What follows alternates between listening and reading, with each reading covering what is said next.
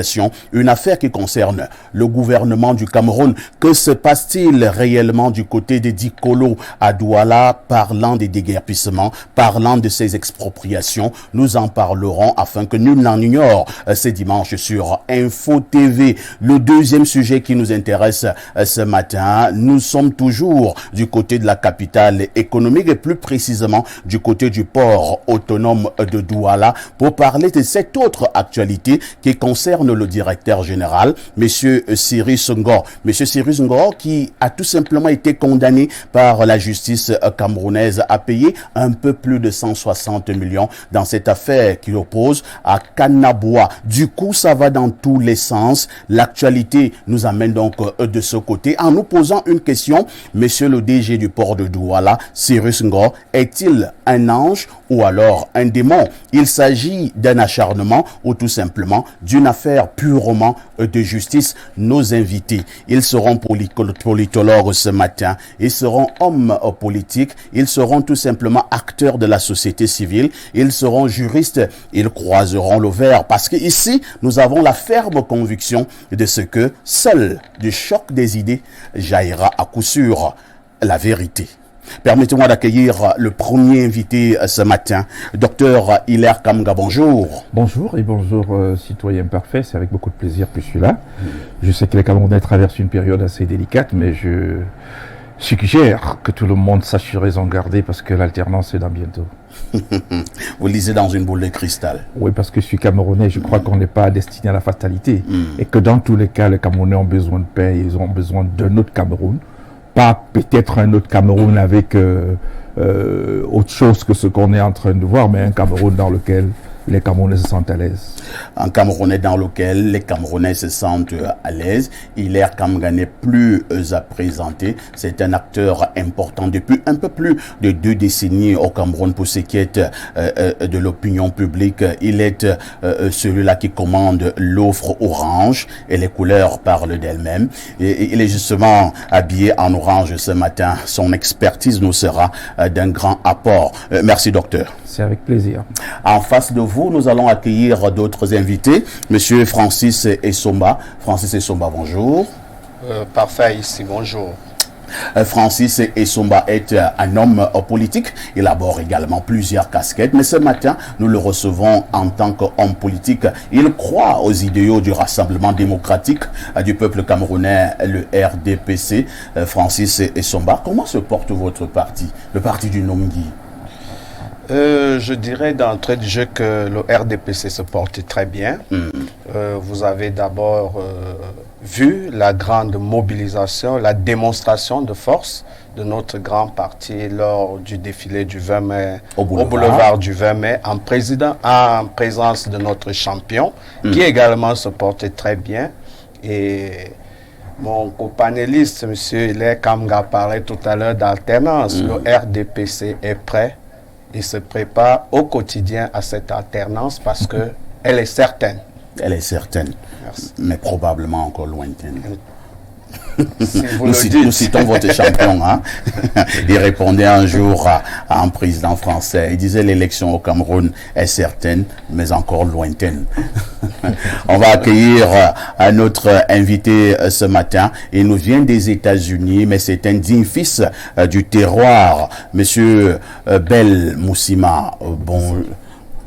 Moudissa, bonjour.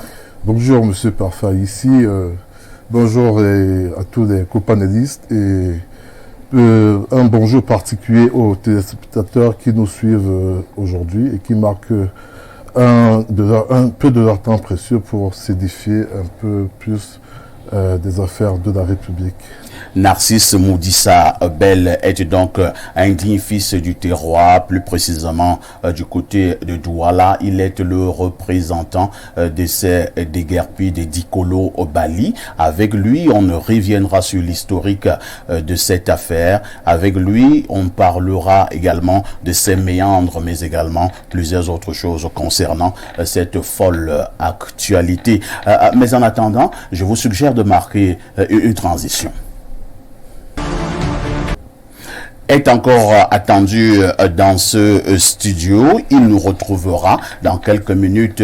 Lui, c'est Maître Sim. Il est avocat au barreau du Cameroun. C'est également un homme politique, vice-président du mouvement pour la renaissance du Cameroun. Vous appelez le CELA MRC. Donc, Maître Sim nous retrouvera tout à l'heure. Le temps pour nous de prendre l'édito signé ce dimanche par Jean-Bruno. Cameroun, des accidents mortels de la circulation routière sur l'axe lourd Yaoundé, Douala et d'autres, à l'assassinat à coups de pioche d'une dame à Obala par son fils, ou encore l'agression sanglante à coups de verre d'un membre du Parlement camerounais par un magistrat municipal à Biombane, se dresse dans la liste l'interdiction de sortir du pays du directeur général du port autonome de Douala sous forme d'interpellation judiciaire, ou plus exactement aussi les expropriations, les titres fonciers qu'estiment être détenteurs certains habitants des lieux sous l'onction du promoteur d'un projet hôtelier qui doit prendre le droit de citer sur cet espace de 2,5 hectares de superficie. Le bulldozer dicte sa loi. Une histoire de poids, une histoire de godasse, une histoire de trafic d'influence et de détournement de deniers publics selon certaines indiscrétions, pour un ensemble qui laisse dubitative toute personne lambda quant à la décision et à l'appréciation à faire sur cette affaire, du fait que dans un côté, on parle des indemnisations effectuées au profit des populations riveraines à hauteur de 322 millions et demi, on parle aussi de la mise en garde des expropriés des lieux à travers des croix Saint-André à poser sur les habitations concernées depuis très longtemps pour un délai de déguerpissement donné dans l'intervalle de rigueur du 1er au 30 novembre 2021, ceci sous la houlette du préfet du Vouri.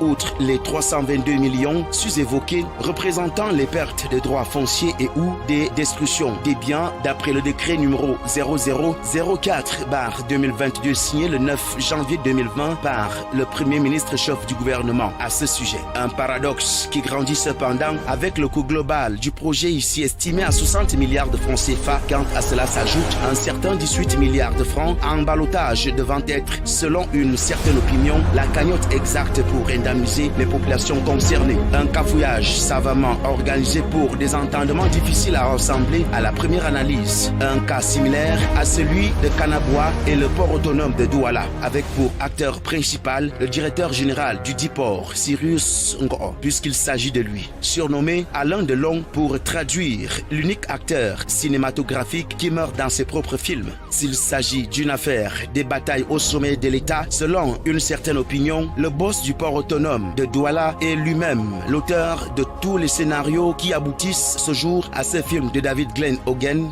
dans le titre Most Wanted. L'agent a été recruté, recherché, mort ou vif. Si l'acteur principal de ce film sorti en 1997 aux États-Unis d'Amérique est doublé par ses pairs dans une mission bien précise et passe à 2 doigts de faire les frais, il est souligné d'après des sources bien introduites que le patron du port autonome de Douala est dans le viseur depuis plus d'1 an. En dehors de la multitude de casseroles que l'homme fort traîne d'après ces mêmes sources, l'affaire Kanaboua est la surabondance exagérée de l'autosuffisance et assurance sans heurte du boss. Cyrus doit alors 163 426 900 francs CFA à la justice camerounaise sur l'affaire Kanaboua, montant que ce dernier a opté de payer à travers les comptes bancaires du port autonome de Douala en lieu et place de son ou de ses comptes personnels. Des faits avérés selon le trésorier payeur général de Douala qui laisse le greffier en chef de Bonanjo Douala l'occasion d'ouvrir la chasse à l'homme pour tentative avérée de détournement de deniers publics sur 2 affaires bien tracées comme le scénario de son interpellation à l'aéroport international de Douala par la police judiciaire, alors que le puissant DG est en provenance d'une longue tournée européenne. Une puissance qu'il va développer quelques heures ce même 19 mai 2022 avec l'intervention in extremis du ciel exigeant son relâchement. Un autre paradoxe qui met du pain sur la planche de votre comptoir de ce dimanche dans Libre Expression avec le sac de modérateurs et ses invités de prestige qui, comme ils savent bien le faire, vont approfondir les éléments de compréhension de ces actualités très relevées. Sur ce, bon dimanche et à dimanche. J'ai failli dire sacré Jean-Bruno et Fangono. Hein. J'ai vu les panélistes en studio de temps en temps esquisser un petit sourire. Et docteur Ilek Kamga dit super. Docteur Ilek Kamga chiche en compliment. Merci beaucoup à Jean-Bruno pour cet édito. Nous allons prendre directement la première articulation véritable de ce programme, le premier sujet inscrit à l'ordre du jour. Nous partons donc du côté de Douala pour parler de ces expropriations à problème. Je vais naturellement me retourner d'abord vers Narcisse Bell. Narcisse Bell, vous êtes, je l'ai dit tout à l'heure, le représentant de ces victimes du côté de Douala. L'affaire fait grand bruit, ce n'est un secret pour personne. Je vous suggère que nous puissions d'abord écouter le représentant de ces victimes et il nous plante le décor. De quoi s'agit-il en réalité du côté des Dikolo Bali à Douala? Merci Parfait de m'accorder cet espace pour que les uns et les autres sachent exactement de quoi il en ressort. Une précision, je suis l'une des victimes directement touchées par cette destruction et cette expropriation sauvage, il faut le noter. Et donc, en ce moment, nous faisons... Vous parlez d'une expropriation sauvage? Oui, une expropriation sauvage, je pèse mes mots quand je le dis. Alors, moi, je fais partie de la famille Moudi Sabel, d'une des familles royales. Nous sommes de la famille royale, dans le canton Bel. Mes ancêtres sont établis dans cette bande de terre depuis des siècles. Nous avons fait l'objet d'une expropriation au temps du colon sur le plateau Jos. Et nous nous sommes retrouvés du côté d'Ibali aujourd'hui. Je vais vous faire l'historique. Ça s'appelle Bali pourquoi? Parce que à l'époque, le nom originel de cet endroit, c'est Bonamandone. Alors, cet endroit, on y vendait des bœufs à l'époque, et ces bœufs venaient de la région du nord-ouest, la localité qui s'appelle Bali. Alors, c'est la raison pour laquelle on a donné à cet espace la dénomination de Bali. Mais nous sommes des Bonanjo, précisément. Alors, pour revenir sur le sujet en tant que tel, tout part des années 2015, avec un décret d'expropriation, le décret numéro 00329 MINCAF/SG/DI du 17 avril 2015. Alors, là, on parle d'une déclaration d'utilité publique, parce qu'on veut y construire l'hôtel Hilton. Alors, passé cet acte-là, nous avons entrepris des démarches afin de nous opposer à cette DUP. Et vu le temps passé, le décret d'utilité publique a été déclaré caduc. Alors, ils ont rappliqué dans les années en 2018 avec un nouveau décret numéro 0011044/MINCAF/SG/DI du 14 août 2018. Alors, le premier décret, il parle d'une superficie de 4 hectares. Alors, le décret de 2018 parle d'une superficie de 2 hectares, mais sauf que le décret de 2018 se rapporte au décret de 2015. Alors, j'espère que vous êtes en train de voir... Nous comprenons très bien. Alors là, on parle de 2 hectares et non plus de 4 hectares. Alors, cette fois-ci, c'est avec un projet de construction d'un hôtel Hayat, la chaîne Hayat internationale. Alors, le troisième décret de 2019, le décret 00033/MINCAF/A010 du 14 mars 2019, qui se rapporte au décret de 2018. Là, on revient à une superficie de 4 hectares. Et cette fois-ci, pour un projet de construction hôtel Marriott. Alors, selon ce décret, selon le décret 87/1872 du 18 décembre 1987, et dans les articles 3, 4, 9, 10, 11 et 12, conformément à la loi sur les déclarations, se rapportant sur les déclarations d'utilité publique, il est désigné une commission, commission dite de constat et d'évaluation. Alors, dans cette commission siègent différents membres, préfets, des autorités traditionnelles, bref, une clique de personnalités administratives, civiles et traditionnelles. Alors, sauf que cette commission, c'est elle qui est chargée de choisir le site de la déclaration, d'évaluer l'impact environnemental, d'évaluer les constructions, si jamais il y en a, sur le terrain, et au finish, à la fin de leurs travaux, de sortir un rapport de commission. Alors, pour ce cas précis, aucune commission de ce genre n'a siégé. Nous n'avons eu aucun rapport de cette commission. La preuve, notre chef du canton belge, M. Sa Majesté Ebumbu, avait d'ailleurs fait une correspondance au préfet disant qu'il n'était pas d'accord de cet état de choses, c'est-à-dire ces gens sont venus mettre sur nos domiciles des croix de Saint-André, oui, nous précisant des prochaines démolitions.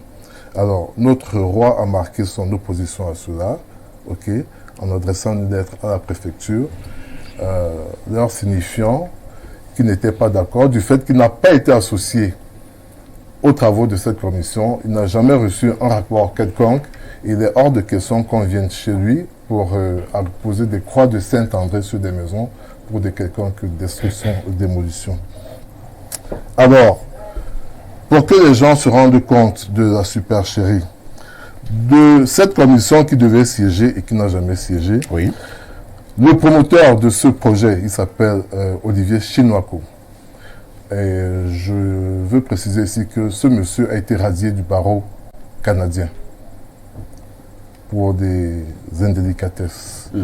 Alors, ce monsieur, en date du 16 avril 2015, il a demandé une autorisation confidentielle au délégué départemental du MINCAF de choisir lui-même le site devant abriter son projet.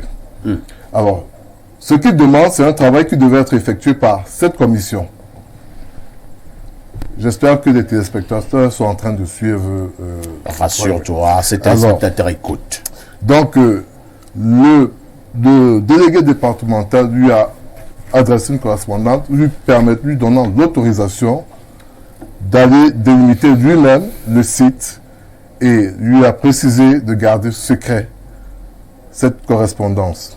Alors, j'ai ici avec moi ces différents éléments.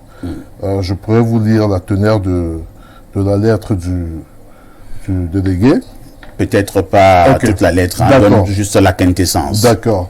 Et donc, donnez-moi une seconde. Je retrouve cette lettre.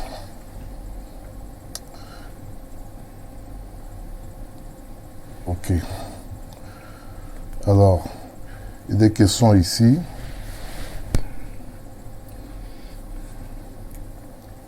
Alors,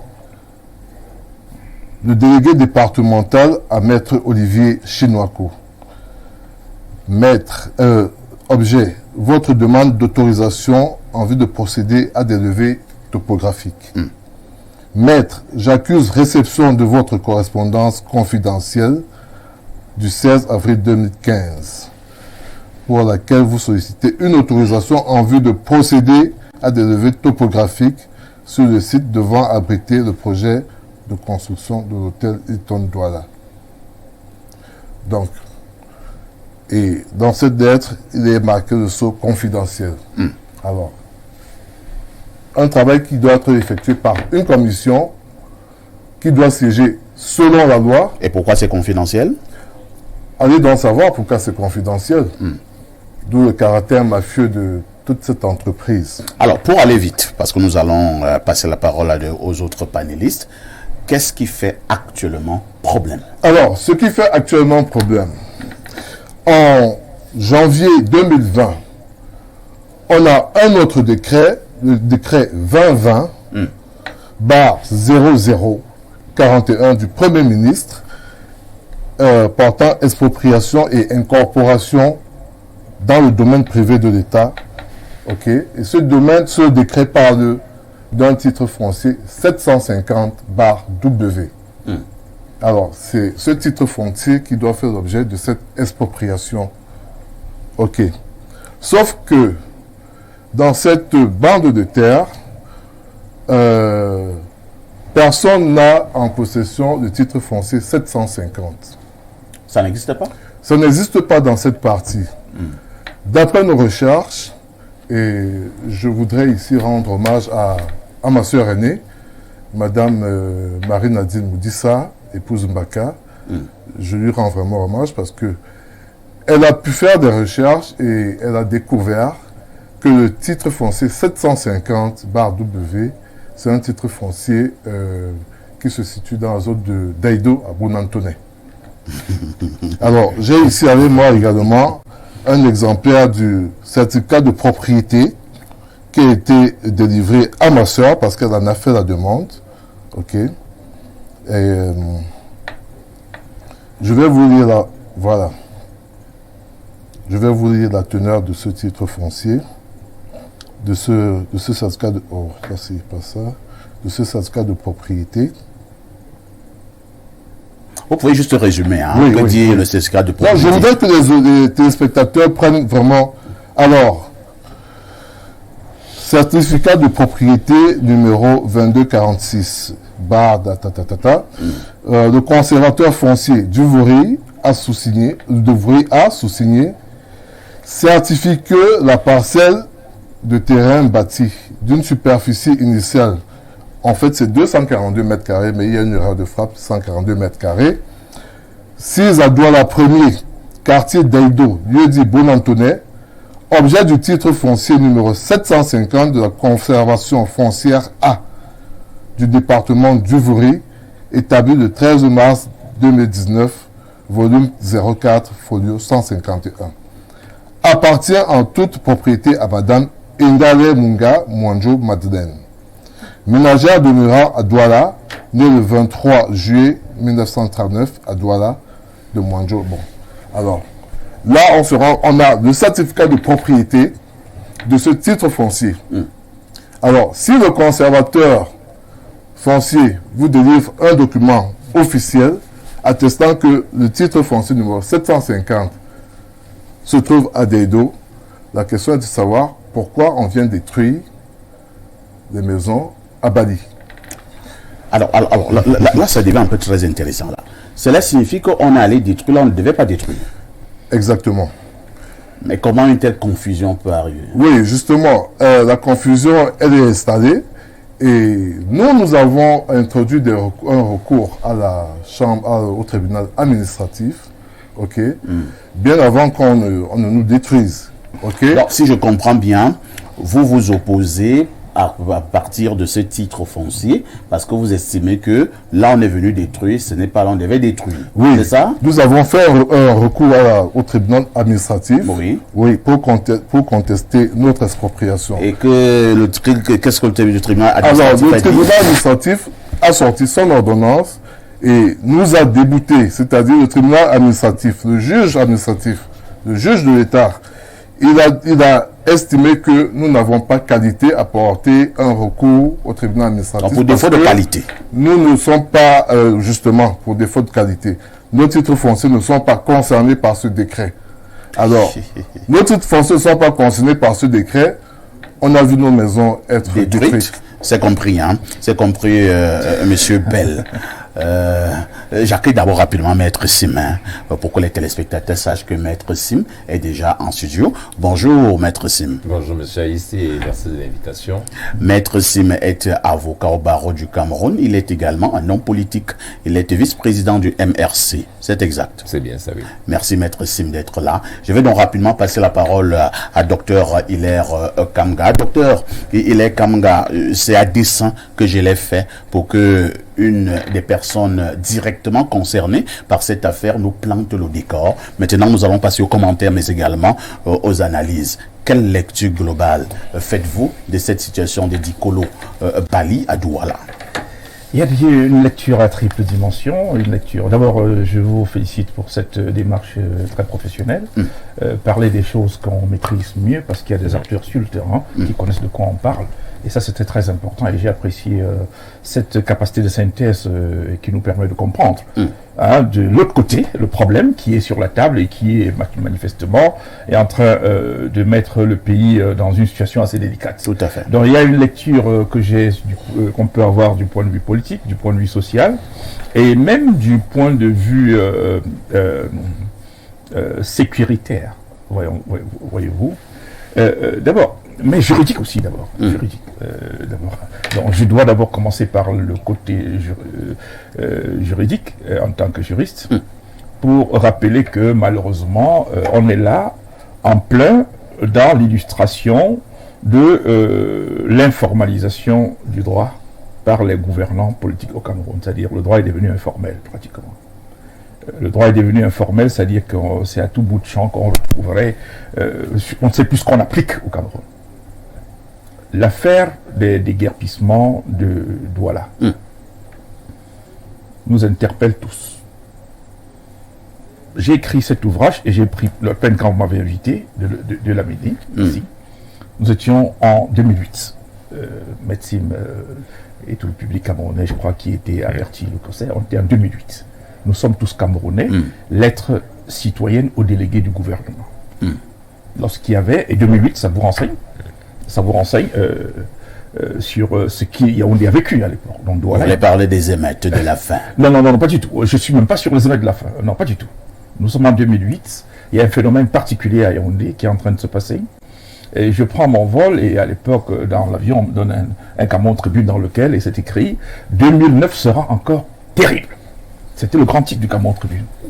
Et qu'est-ce qu'il y a à l'intérieur? C'est une illustration de ce que M. Tsimi Vouna disait. Par rapport aux casses. Vous avez vu les casses, mais ça va encore être pire. Et donc j'ai pris la peine d'écrire cet ouvrage parce que ça nous interpellait. Et 2008, et vous allez comprendre pourquoi je reviens là-dessus. Et la liaison avec le droit. 2008, cet événement qui s'est déroulé en mois de janvier-février 2008 a permis que le Cameroun, sur le plan réglementaire, règle la question de l'impôt Guillot qui avait sur la loi de 2004 régissant l'urbanisme au Cameroun. Pour la première fois, un texte réglementaire au Cameroun a été pensé, initié et signé en moins d'un mois. Nous avons là les décrets de 2008. 2008 sur la rénovation et la structuration urbaine qui porte application de la loi de 2000. Dans tout ce qu'on est en train de dire là, dans tout le débat que je suis dans l'opinion, on n'en parle pas. C'est ça le problème du droit qu'il y a. On n'en parle pas. Parce que toutes ces familles sont victimes à la réalité de la non-application réelle de la loi existante, c'est-à-dire de la législation existante. Je suis totalement solidaire parce qu'à la réalité, quand on a les ONG droits de l'homme ont sorti des communiqués pour se dénoncer, certains sont, bon, mais je fais abstraction de dimension tribale qu'on a voulu mettre sur la table qui vraiment n'avait rien à voir dans cette affaire. Et je plains tous ceux qui ont voulu prendre l'affaire sous un angle totalement ethnique, tribal et autres. Ça n'a rien à voir. Ça n'a rien à voir avec la tribu. Je veux qu'on pose le problème. C'est un problème de droit. De droit et de droits de l'homme. Parce que tout à l'heure, tout ce qu'il a cité, c'est MINCAF, c'est-à-dire... tout à fait. Parce que c'est le ministère chargé de la propriété, c'est lui qui gère la question foncière, c'est lui qui peut savoir qui est le gardien du domaine, qu'il soit national, qu'il soit le domaine privé ou le domaine public, privé de l'État ou autre, c'est lui, le MINCAF, qui le gère. Mais sauf que, en 2008, et ça vous allez le comprendre, monsieur ici, lorsque monsieur Tsimi Vouna se lance dans ses casses criminelles dans la ville de Yaoundé, je pèse les mots, puisque je l'ai dit dans un ouvrage, et il a lui-même l'ouvrage, quand il se lance dans ces casses-là, il se tient ici à Yaoundé une réunion quelque part, et ça a été relayé par les médias, où il dit que, où il met, pratiquement, je ne vais pas revenir sur là, ça va nous perdre beaucoup de temps, mais il met en exergue le fait que des gens estiment que les non-autochtones dans le Fundi étaient en insécurité foncière. C'est ce qui se traduit. Donc si vous n'avez pas, vous allez tous partir. Alors, il se passe que, malheureusement pour lui, et c'était très intéressant, ceux qui étaient dans le Funzi, qui sont ici à Yaoundé, et qui ne sont pas les autochtones, entre guillemets, dans les quelques familles qui gèrent Yaoundé, qui sont Yaoundé, étaient tout aussi les Ekans et autres comme... voilà, c'était compliqué. Ça veut dire qu'un certain nombre de personnes qui pouvaient parler de la même langue se sont sentis concernées et dans la menace. Et donc, du coup, ce décret a été appliqué. Et qu'est-ce que dit le décret? Parce que depuis qu'on parle, je n'ai pas entendu parler, par exemple, des textes du MINDU, hein, comme ce qu'on appelle, je crois, le développement urbain.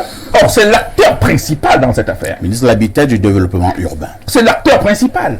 Le décret de 2008 qui vient fixer les modalités de rénovation et de restructuration urbaine, met le ministère du Développement urbain et de l'Habitat au cœur du problème et les communes en même temps. Et ce décret rappelle, et c'est pour ça que j'ai aidé à mettre sur la place publique et dans les tribunaux beaucoup d'affaires contre le M. Tsimi et la communauté urbaine de Yaoundé. Parce que... Vous avez quand même eu gain de cause? Est-ce qu'on peut me laisser élaborer? Allez-y. Parce que je vais tout à l'heure parler de la mafia, donc du coup, laissez-moi élaborer pour que nos amis à Douala qui ont des problèmes... à chuter. Oui, si vous voulez que je chute, j'arrête, parce que si vous m'appelez, c'est pour que j'éclaire. Hein, allez-y, docteur. Je parle d'un texte qui n'est pas suffisamment exploité. Ce décret, c'est celui qui jette le cadre. Et j'estime qu'à Douala, ce qui se passe à Douala, nous sommes dans le cadre d'une opération, peut-être, ils l'ont inscrit dans le cadre de la rénovation urbaine. Parce que sinon, je voulais bien qu'on m'explique comment une initiative privée fait l'objet finalement d'un décret d'utilité publique. Comment une affaire de construction d'un hôtel qui n'a rien à voir avec... on va en parler tout à l'heure. Donc, je suppose qu'ils ont inscrit ça, que bien qu'étant privé, cela relève d'une rénovation urbaine. Et dans ce cas, la loi est tout à fait claire. Et personne, dans tout ce qu'ils ont dit là, rien de ce qui est prévu par la réglementation n'a été appliqué. Et si vous le permettez, je dis deux petits aspects. L'article 6 de cette loi, de ce texte, dit quoi? Il dit que, dans le cadre des projets de restructuration et de rénovation urbaine émanant de l'État, un arrêté du fixe, même quand ça émane de l'État, parce que l'État ici a pris les décrets. Et dans ce cas, il faut faire quoi? Il faut les modalités d'exécution, les sources de financement, les acteurs impliqués, la destination finale de l'opération, les modalités de reconnaissance et d'indemnisation des populations, et ça c'est très important, avec ou sans titre foncier. Ce décret, ici, ne discrimine pas entre les propriétaires du titre foncier et les non-propriétaires du titre foncier. Ça c'est deux. Ce décret rend préalable les consultations sur procès verbal des populations. Parce qu'il fixe d'abord les délais. Il faut transmettre le PV de cette consultation, si c'est municipal et commune, au ministre qui dispose d'un certain délai pour pouvoir donner son avis. Tant qu'il ne l'a pas donné, on ne peut pas entrer dans l'exécution. Et l'article 10, 11 de ce texte dit que le plan de restructuration et de rénovation doit faire ressortir un diagnostic existant avec un accent particulier sur la quête parcellaire, et ça c'est très important socio-économique, les propositions d'aménagement, le règlement spécifique d'urbanisation et des zones de restructuration urbaine, les modalités de réalisation du projet et surtout les modalités de réalisation concernant 1. La régulation foncière, 2. Le recasement des populations, 3. L'indemnisation pécuniaire en nature des propriétaires fonciers. Ça veut dire que les préalables qui doivent exister, c'est on fait tout ce qu'on a dit, on consulte des populations d'abord. Maintenant, si c'est un projet privé et que l'État endosse, à ce moment-là, il faut dire comment est-ce que, les populations, quelle est l'évaluation de ce qu'ils ont sur le terrain? Est-ce qu'elles sont d'accord? Est-ce qu'on va discuter avec elles pour qu'elles acceptent les conditions de leur recasement, d'une part? Et ces conditions, les zones de recasement doivent être arrangées avant. Ça n'est pas parce qu'on a donné de l'argent que cela est suffisant dans le cadre de ce projet. Ça veut dire qu'au préalable, vous avez dit que, bon, ok, ici, à Sam et Foulane, ou je sais pas où on est, ici à Foulane où on est ici, on veut mettre un projet qui peut avoir un intérêt un intérêt public. Dans ce cas, qui sont ceux qui sont sur ce territoire? Est-ce qu'ils sont d'accord de pouvoir partir? S'ils ne sont pas d'accord sur quelles conditions ils doivent partir, quelle est la zone dans laquelle on va les remettre? On doit d'abord aménager ces zones-là. C'est ça, c'est pas moi qui le dis, c'est ce texte qui le dit. On doit aménager ces zones, faire des petits lots, et puis maintenant leur donner de l'argent. Ça, c'est avant que ces opérations ne puissent se réaliser. Avant le déguerpissement. Donc, venir nous dire ce que j'entends là, à Douala, ce que j'ai pu lire de part et d'autre, c'est tout simplement de la mafia pure et simple. D'où vient-il que quelqu'un est en train de faire son affaire privée, ça devient une affaire de l'État et qu'on nous fasse endosser, en tant que citoyen camerounais, une affaire d'un individu, alors que ça met des des milliers de personnes dans les rues. Ça n'a pas de sens, monsieur. Merci, hein. Merci, vous l'avez dénoncé. Francis Essomba, docteur Hilaire Kamga, texte en main, estime que la réglementation en vigueur n'a pas été respectée. Il pense d'ailleurs que c'est une grosse mafia qui accourt du côté de Douala. Quelle réaction avez-vous, tout en rappelant que vous êtes camp du RDPC? J'aurais une double ou une triple réaction. Allez-y. Déjà, je refuse de croire. J'ai pas pu lire tous ces textes qui viennent d'être énoncés, que ce soit par l'une des victimes ou par le docteur.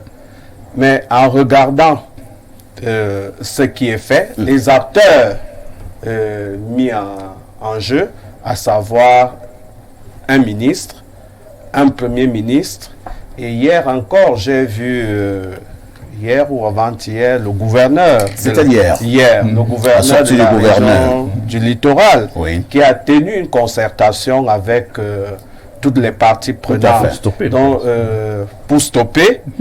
Parce il faut dire que le gouverneur a décidé d'un arrêt de travaux sur le site. Voilà. Arrêt provisoire. Arrêt provisoire pour voir la victime clair. insiste, Voilà. arrêt provisoire. Arrêt provisoire, c'est pour voir clair. Ça veut dire que, comme je l'ai dit... Vous dites que c'est pour voir clair. Est-ce qu'on décide comme ça un beau matin de mettre des milliers de personnes dans la rue pour finalement dire qu'on va maintenant voir clair? Quand je dis pour voir clair, parce que il y a un problème qui s'est posé. Et le gouvernement n'a pas l'habitude d'aller en force. Et le représentant du gouvernement dans le littoral, je crois que c'est monsieur le gouverneur qui doit faire asseoir, et c'est ce qu'il a fait. Les gens ont posé des problèmes, et pour revenir à ce que la victime a dit, au sorti, moi j'ai pas cru entendre qu'il y avait un problème sur le lieu. Sur le lieu, je crois qu'il y a un problème de titre foncier. Sur le lieu, j'ai pas cru entendre ça au sortir, selon la sortie du gouverneur hier. J'ai plutôt entendu un problème sur les indemnisations qui ont été, je peux dire, minorées, parce que là, on parle d'une réévaluation au cas par cas des indemnisations. Voilà en gros le problème que j'ai perçu hier et qui semblait avoir été posé par les victimes. Donc, dire que c'est une mafia, je peux aller plus loin. Je ne suis pas d'accord sur la mafia. Vous voulez simplement faire comprendre que le gouvernement veut gérer cette affaire d'indemnisation. Voilà. Et dès qu'elle sera gérée, tout sera pour le mieux. Le projet pourra se poursuivre. Pourquoi? Lorsqu'il soutient la mafia, parce qu'on parle d'un opérateur privé. Je voudrais signaler cet aspect-là est important. Alors, pour que les téléspectateurs comprennent bien, c'est bien parce que Dr Hilaire Kamga est là, il y a aussi un avocat. Est-ce que quelqu'un qui vient investir à titre privé, on peut également à un moment donné décider qu'il s'agit d'une affaire d'utilité publique? Oui. À quel niveau? Expliquez-nous. Ça peut être... déjà, le DEP a été... Il faut dire que ce monsieur veut construire un hôtel. Un hôtel. Pourquoi? Le docteur Hilaire Kamga a parlé d'un texte qui parle des rénovations urbaines et tout. Ça veut dire que le gouvernement, nous avons l'exemple à Yaoundé avec l'hôtel Hilton. Un partenaire, c'est pourquoi il y a ce qu'on a appelé la partenariat public-privé. Le partenaire privé vient avec un projet. Et il voudrait, puisque ça entre dans ce que je viens de dire là, l'embellissement de la ville, oui, qui interpelle l'État. L'État se met donc ensemble avec ce partenaire privé pour la réalisation du projet. Dans le cas d'espèce, l'État loue ce terrain pour une durée précise. On parle de, je crois, de 50 ans, moyennant une annuité de 132 millions l'an.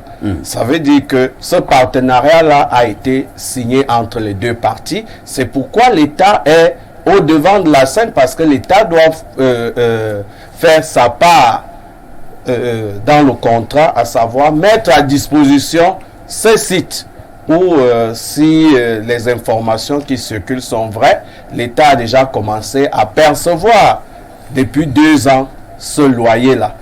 C'est pourquoi peut-être c'est allé très vite parce que le partenaire privé secoue la tête. Hein. Le partenaire privé met la pression à l'État pour que ce terrain soit mis à disposition. Donc moi je ne voudrais pas croire que vous ne voyez pas un grand problème. Tout l'arsenal de l'État qui a été mis à contribution soit mis à contribution dans la mafia. D'accord, c'est compris. Hein. Maître Sim, Francis Essomba pense que c'est pas une affaire de mafia et le gouverneur, s'il lui s'en tient, c'est qu'il l'a suivi hier. Le gouverneur veut simplement voir un peu plus clair sur cette affaire d'indemnisation. Entre-temps, la victime que nous avons sur ce plateau nous a démontré qu'il y a un problème des titres fonciers. J'ai peur de dire qu'il s'agit d'une confusion. Là, on devait détruire, c'est pas à ce niveau qu'on est allé détruire. Alors, quelle est votre réaction face à tout cela? Cette expropriation a-t-elle respecté la norme en la matière? Écoutez, merci de l'invitation, monsieur Haïssi. Je suis déjà heureux de vous voir rebondir si brillamment ici. Merci. Dans cette chaîne que je connais déjà un peu, j'ai été ici quelques fois. Je voudrais avoir une pensée pour monsieur Moudissake, là, qui est devant moi, et pour sa famille et pour les personnes qui ont été victimes de cette expropriation, qu'il faut le dire, a été faite dans des conditions absolument obscures. Elles sont obscures. Je pense qu'il faudrait que dans une situation pareille, avant que je ne réagisse, je tiens à le dire, que notre gouvernement, c'est-à-dire ceux qui ont en charge de diriger notre pays, puissent venir ici et nous éclairer de ce qui se passe. On envoie mon jeune frère Essomba, le pauvre. Non, personne ne l'a envoyé. Hein. Non, je veux dire. Alors, quand vous avez dit qu'il est du RDPC. Tout à fait. Voilà, j'ai cru comprendre qu'il avait qualité pour répondre de ce qui s'est passé. Non, pas du tout. Très bien. Il répond en tant que Essomba Francis. Très bien. Donc voyez-vous, il faut que ce soit clair. Je n'ai pas été mandaté par le RDPC. Très bien. Pour intervenir. Donc, la vacuité reste. Je pense que dans un pays qui respecte ses populations, l'État du Cameroun devait faire une sortie à travers les gouvernants, c'est-à-dire les personnes habilitées à nous dire à nous. Il y a quand même un devoir de compte rendu pour ceux qui nous gouvernent. Mes frères à Douala, vous savez, moi je connais cette bande. J'ai été au lycée Jos à Douala. J'étais à Jos et je peux vous dire, vous savez, c'est que les Douala ont été victimes depuis la colonisation allemande d'expropriation sauvage. Je ne comprends pas qu'en 2022, alors que c'est nous qui gouvernons, que nos frères soient encore victimes de ce genre de choses. Je ne comprends pas. C'était des colons, oui, d'accord, on a compris. Et les Douala sont morts, nos frères sont morts pour leur terre. Ils ont perdu leur terre. Ces gens, nos frères, ils vont aller où demain si ça continue à se passer comme ça. Je peux comprendre. Je peux comprendre que Douala est déjà devenue une grande ville, une ville attractive. C'est le centre du Cameroun. Ça suscite beaucoup d'appétit. Absolument. Et que si on veut faire un bon hôtel de réputation internationale, eh bien, on va essayer de faire ça à Douala et de trouver l'endroit où on fait l'hôtel. Je peux comprendre. Même les Douala peuvent comprendre qu'il y a un intérêt à ce qu'on fasse un projet, même privé, à tel endroit. Mais il faut leur demander, il faut leur parler, il faut leur parler longuement. Il faut avoir l'avis de tout le monde parce qu'il s'agit quand même là de leur propre terre, des terres ancestrales. Il faut savoir que même quand on recasse des gens, je ne pense pas que Moudissaki est de Bonanjoua, parce qu'eux sont Bonanjoua, vous l'a dit, viendra s'installer chez moi dans l'Oncam, dans ma forêt, parce que c'est pas le chez lui. Il faut qu'il accepte de venir chez moi s'installer. Sinon, il faut qu'on puisse voir ce qu'on fait avant. Donc, j'ai étonné par ce silence du gouvernement qui, pour moi, ressemble à du mépris simplement pour le Camerounais. Et dans tous les cas, c'est toujours comme ça que ça se passe. On en voit parfois des gens à la télévision essayer d'expliquer, mais moi, je vois en France, les ministres viennent au front pour dire, voilà ce qui s'est passé, pour que l'on comprenne. Maintenant, j'ai la version de mon frère Moudissa. Très bien, mais écoutez, moi, je m'en tiens à elle. Parce qu'il n'y a rien en face qui me montre le contraire. Mais il a été très clair, M. Moudissa. Il vous dit qu'il y a des décrets, 1, 2, 3 qui arrivent. C'est maintenant 4 États, demain c'est 2 États. De quoi il s'agit, on ne sait pas trop bien. Quelle est la loi applicable? Dr. Kamgam vous a dit, quelle est la loi qu'on applique en fait? Quelle est la loi qu'on applique? Est-ce la loi sur l'exploitation foncière pour le code public ou est-ce la loi sur l'aménagement urbain? Il faut qu'on sache quelle loi est appliquée, quels règlements sont appliqués pour savoir ce qu'on fait à ce moment-là. Monsieur ici, on ne peut pas exproprier des personnes qui habitent à un endroit au profit d'un privé et parler d'expropriation pour cause d'utilité publique. L'utilité publique veut dire que c'est une école, c'est un hôpital et tout le reste. Ça doit être d'utilité publique. Maintenant, le test que monsieur le docteur Elekamouka évoque me semble un peu le test qu'il fallait appliquer. Il a raison. Maintenant, pour des questions de rénovation, on peut décider qu'on veut faire un pont à tel endroit pour que Douala soit plus fluide, ou Yaoundé à tel endroit, à tel autre endroit. À ce moment-là, on demande donc aux personnes riveraines qui vivent là que, écoutez mes frères, il y a un projet qu'on doit faire ici, même si c'est un privé, il faut qu'on ait un hôtel de bonne place à Douala, et leur parler pour qu'il y ait des accords. Vous pensez qu'il y a eu un problème de procédure? Mais non seulement ça, oui. Mais un problème de respect des populations autochtones. Absolument, tout cela. Et maintenant, qu'est-ce que j'entends? J'entends que le gouverneur littoral, le pauvre, est intervenu hier. Oui, toujours en train d'intervenir pour venir combattre les brèches pauvres. Lorsque le feu a pris. Mais oui, absolument. Est-ce que vous entendez ça? C'est maintenant qu'on essaie de voir comment on va indemniser les gens. Après qu'on les ait mis dehors. Oh, tout cela est un préalable. Il faut recaser les gens. Mais ce n'est pas compliqué à voir. À Yaoundé, monsieur ici, dans les années 70, l'ancien maire de Yaoundé, monsieur Fouda, mais ce n'est pas une affaire qui est nouvelle aujourd'hui. On avait enlevé des populations de là où elles étaient. On a créé le quartier Essos, on a fait le lotissement, on a donné des terrains à ces gens avant de casser leur maison. Mangué aussi. À Mangué aussi. Ouais. C'est le processus. Sinon, les gars vont partir où? Dès le jour qu'on les casse. Ils sont où? Dans la rue. Très bien, c'est voilà. Donc, je pense qu'il y a là une question absolument importante. Évidemment, peut-être que... Mais monsieur me dit ça. Je vais vous dire, vous êtes mon frère. Moi, je suis un enfant du littoral. Moi, je n'ai pas compris. Je veux comprendre. Comment est-ce que certains de nous, malheureusement, je pense qu'ils sont minoritaires et que ce n'est pas notre voie, en sont arrivés à trouver pour un projet, parce que c'est un Camerounais, mais c'est un Camerounais, originaire d'une région, que ça devienne une affaire tribale et qu'on commence à invectiver, à diaboliser une communauté en disant, mais eux, ils ont fait ci. J'ai vu des vidéos qui m'ont fait peur. Il y a un qui a dit que les dollars prendront les armes. Je dis non. Il faut qu'on sache, si un Camerounais est dans une affaire, ça n'implique pas sa communauté. C'est une affaire de Maître Noako. Comment c'est pas une affaire de Kanga? Encore que. Donc moi, je dis ceci. Il y a déjà des problèmes dans notre pays. N'en crions pas de... Il ne faut pas tribaliser cette affaire. Sûrement que vous avez raison. Et vous avez raison parce que nous sommes solidaires de ce qui est arrivé. Mais faisons gaffe à ces quelques personnes qui risquent de faire que finalement, ça devienne une affaire qui n'est pas ce qu'elle était avant. Nous devons apprendre à nos amis, nous sommes des Camerounais. Et s'il y a un problème, qu'on essaie de savoir d'abord la tribu de tel, mais qu'il y a un problème qu'on le règle. D'accord, j'ai été très impressionné par ces vidéos que j'ai vues. En tout cas, on considère que c'est un conseil que vous donnez à Narcisse Bell. Non, non, pas lui. C'est pas lui qui a fait ça. C'est pas lui. Mais conseil, il fait juste oui, parce que j'ai dit c'est une observation. Moi, je suis un enfant de cette région, moi aussi. Et j'ai dit, il ne faut pas que les gens aient l'impression que nous avons quelque chose contre une tribu camerounaise. Nous sommes tous au Cameroun et je peux vous dire que les Camerounais doivent se sentir partout chez eux parce que c'est ce qu'on a voulu pour créer une nation. Où on est une nation, on ne l'est pas, mais si on est une nation, il faudrait que les Camerounais apprennent à accepter cela et ne plus voir les problèmes sous l'angle tribal.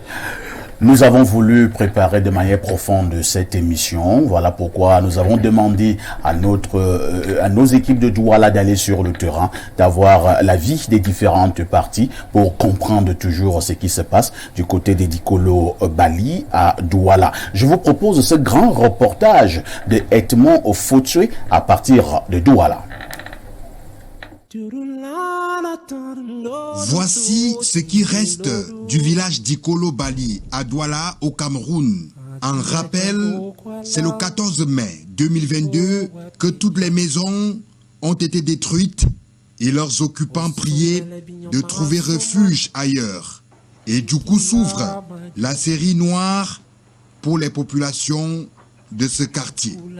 Nous sommes des propriétaires, des autochtones avec des titres fonciers qui datent plus de 200 ans, 300 ans. Mais nous sommes surpris que ce matin, on vienne nous casser sans aucune forme de procès. L'affaire est en cours. Nous sommes de la famille du Rodolphe Douala Mangabel. Et là, maintenant, on nous dit que parce qu'on doit ériger un hôtel, la firme hôtelière Marriott au Canada, on nous déguerpit sur nos terres avec titre foncier, sans préalable, sans négociation. Surpris par ces casses, le directeur de publication du journal Sa Presse, Steven Jor, qui avait ses bureaux et son domicile à cet endroit, n'en revient toujours pas.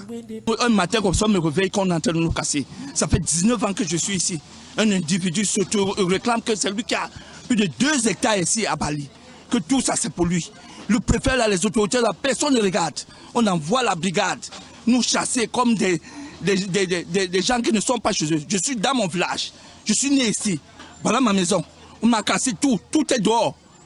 Tous mes enfants sont pleurés. Il y aura des conséquences. 13 jours après cette expropriation, Eugène Balépa, l'une des victimes, n'est pas sorti de ce film d'horreur. Il fait presque une dépression à chaque fois qu'il retourne sur ce site. Ce n'est pas que moi j'ai perdu, mais ma famille entière, parce que nous étions dans une maison familiale, mon petit frère et moi avec certains de mes frères. Donc à ce jour, on a déjà d'abord, le Caterpillar a écrasé tout ce qu'on avait.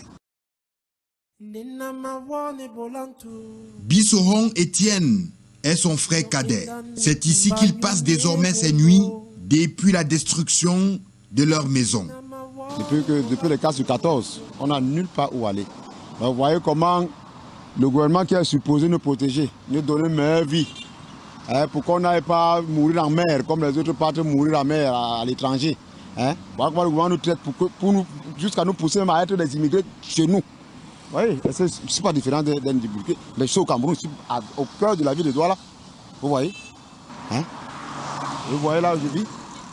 Regardez. Là où je vis, vous avez vu. Là où je vis avec mon frère et tout le monde. Il dort là. Voilà la moto. Les familles des Dikolo sont dispersées. Certaines dorment à la Belle Étoile et d'autres chez leurs frères et dans les hôtels.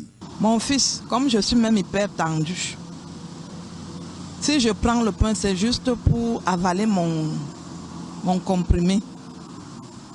Tu avales même la nourriture, ça ne va pas comme on dit souvent, là où il y a la famine. Tu n'as pas faim, tu erres comme ça. Je suis à l'hôtel présentement avec mes enfants. Qui va payer cette facture-là? J'ai tout perdu. C'est une situation qui a déclenché des remous, des marches et mouvements de protestation. La paix est menacée à Douala. Les informations fusent de toutes parts au cours de l'Assemblée générale du Ngondo, tenue ce 28 mai 2022. Les chefs ont pris comme résolution de faire la lumière sur cette affaire. Très bref, qu'il y a eu beaucoup d'erreurs et de dysfonctionnements dans ce dossier. Tout n'est pas clair.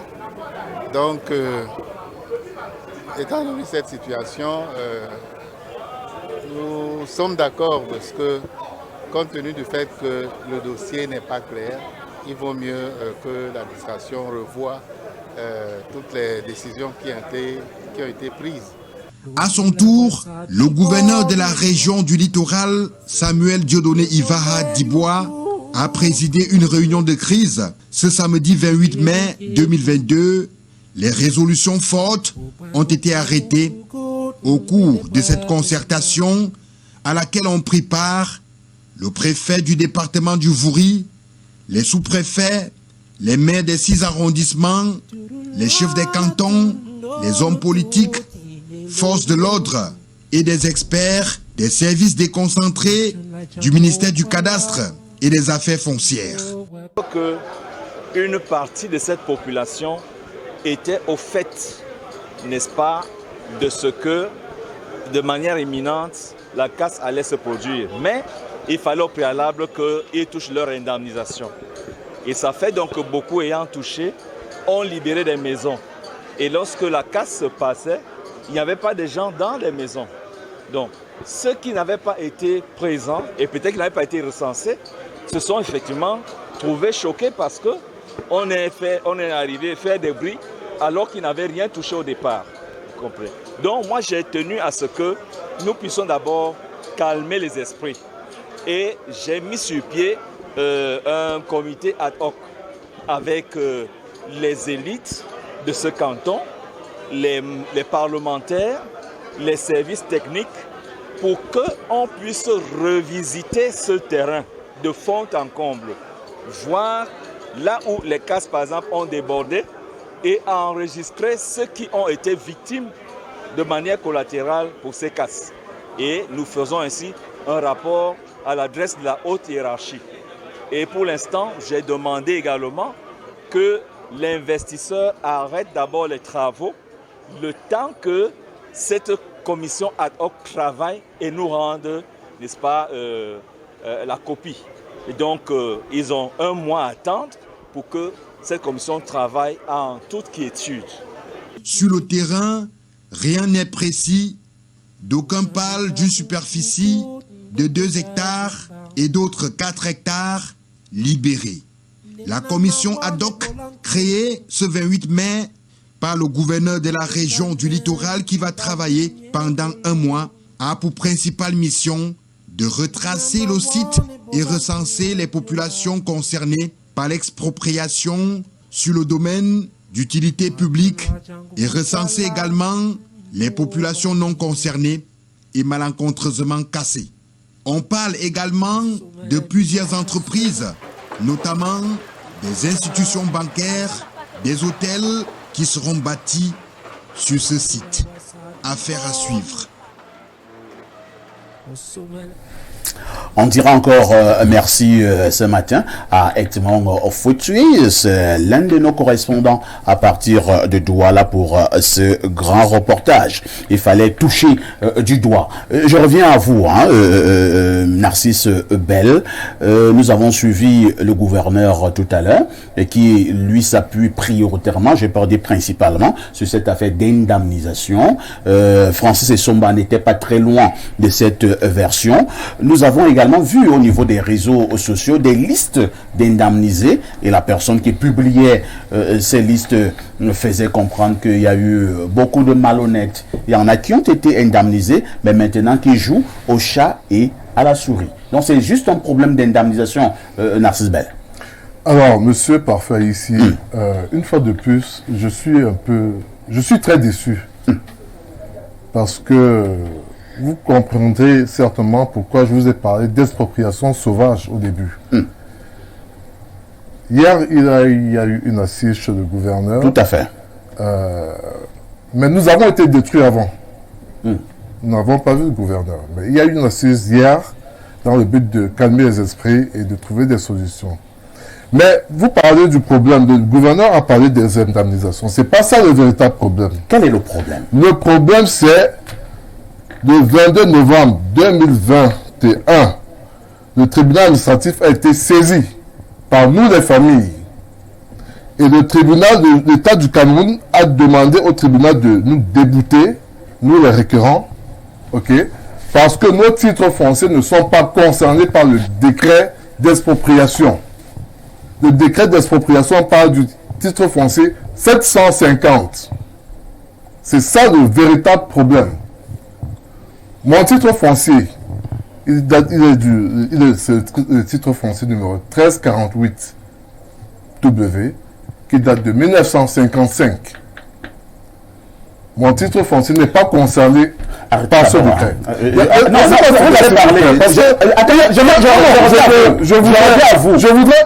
Je voudrais dissiper cet amalgame parce que il ne faut pas qu'on fasse question reste posée. Est-ce qu'il y a donc eu confusion de sites?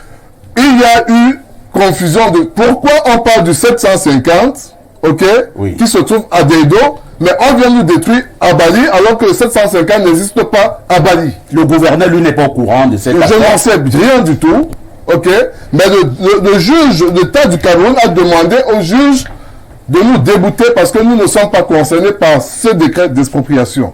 C'est de ça qu'il s'agit. C'est ça le véritable problème. Le problème n'est pas les indemnisations.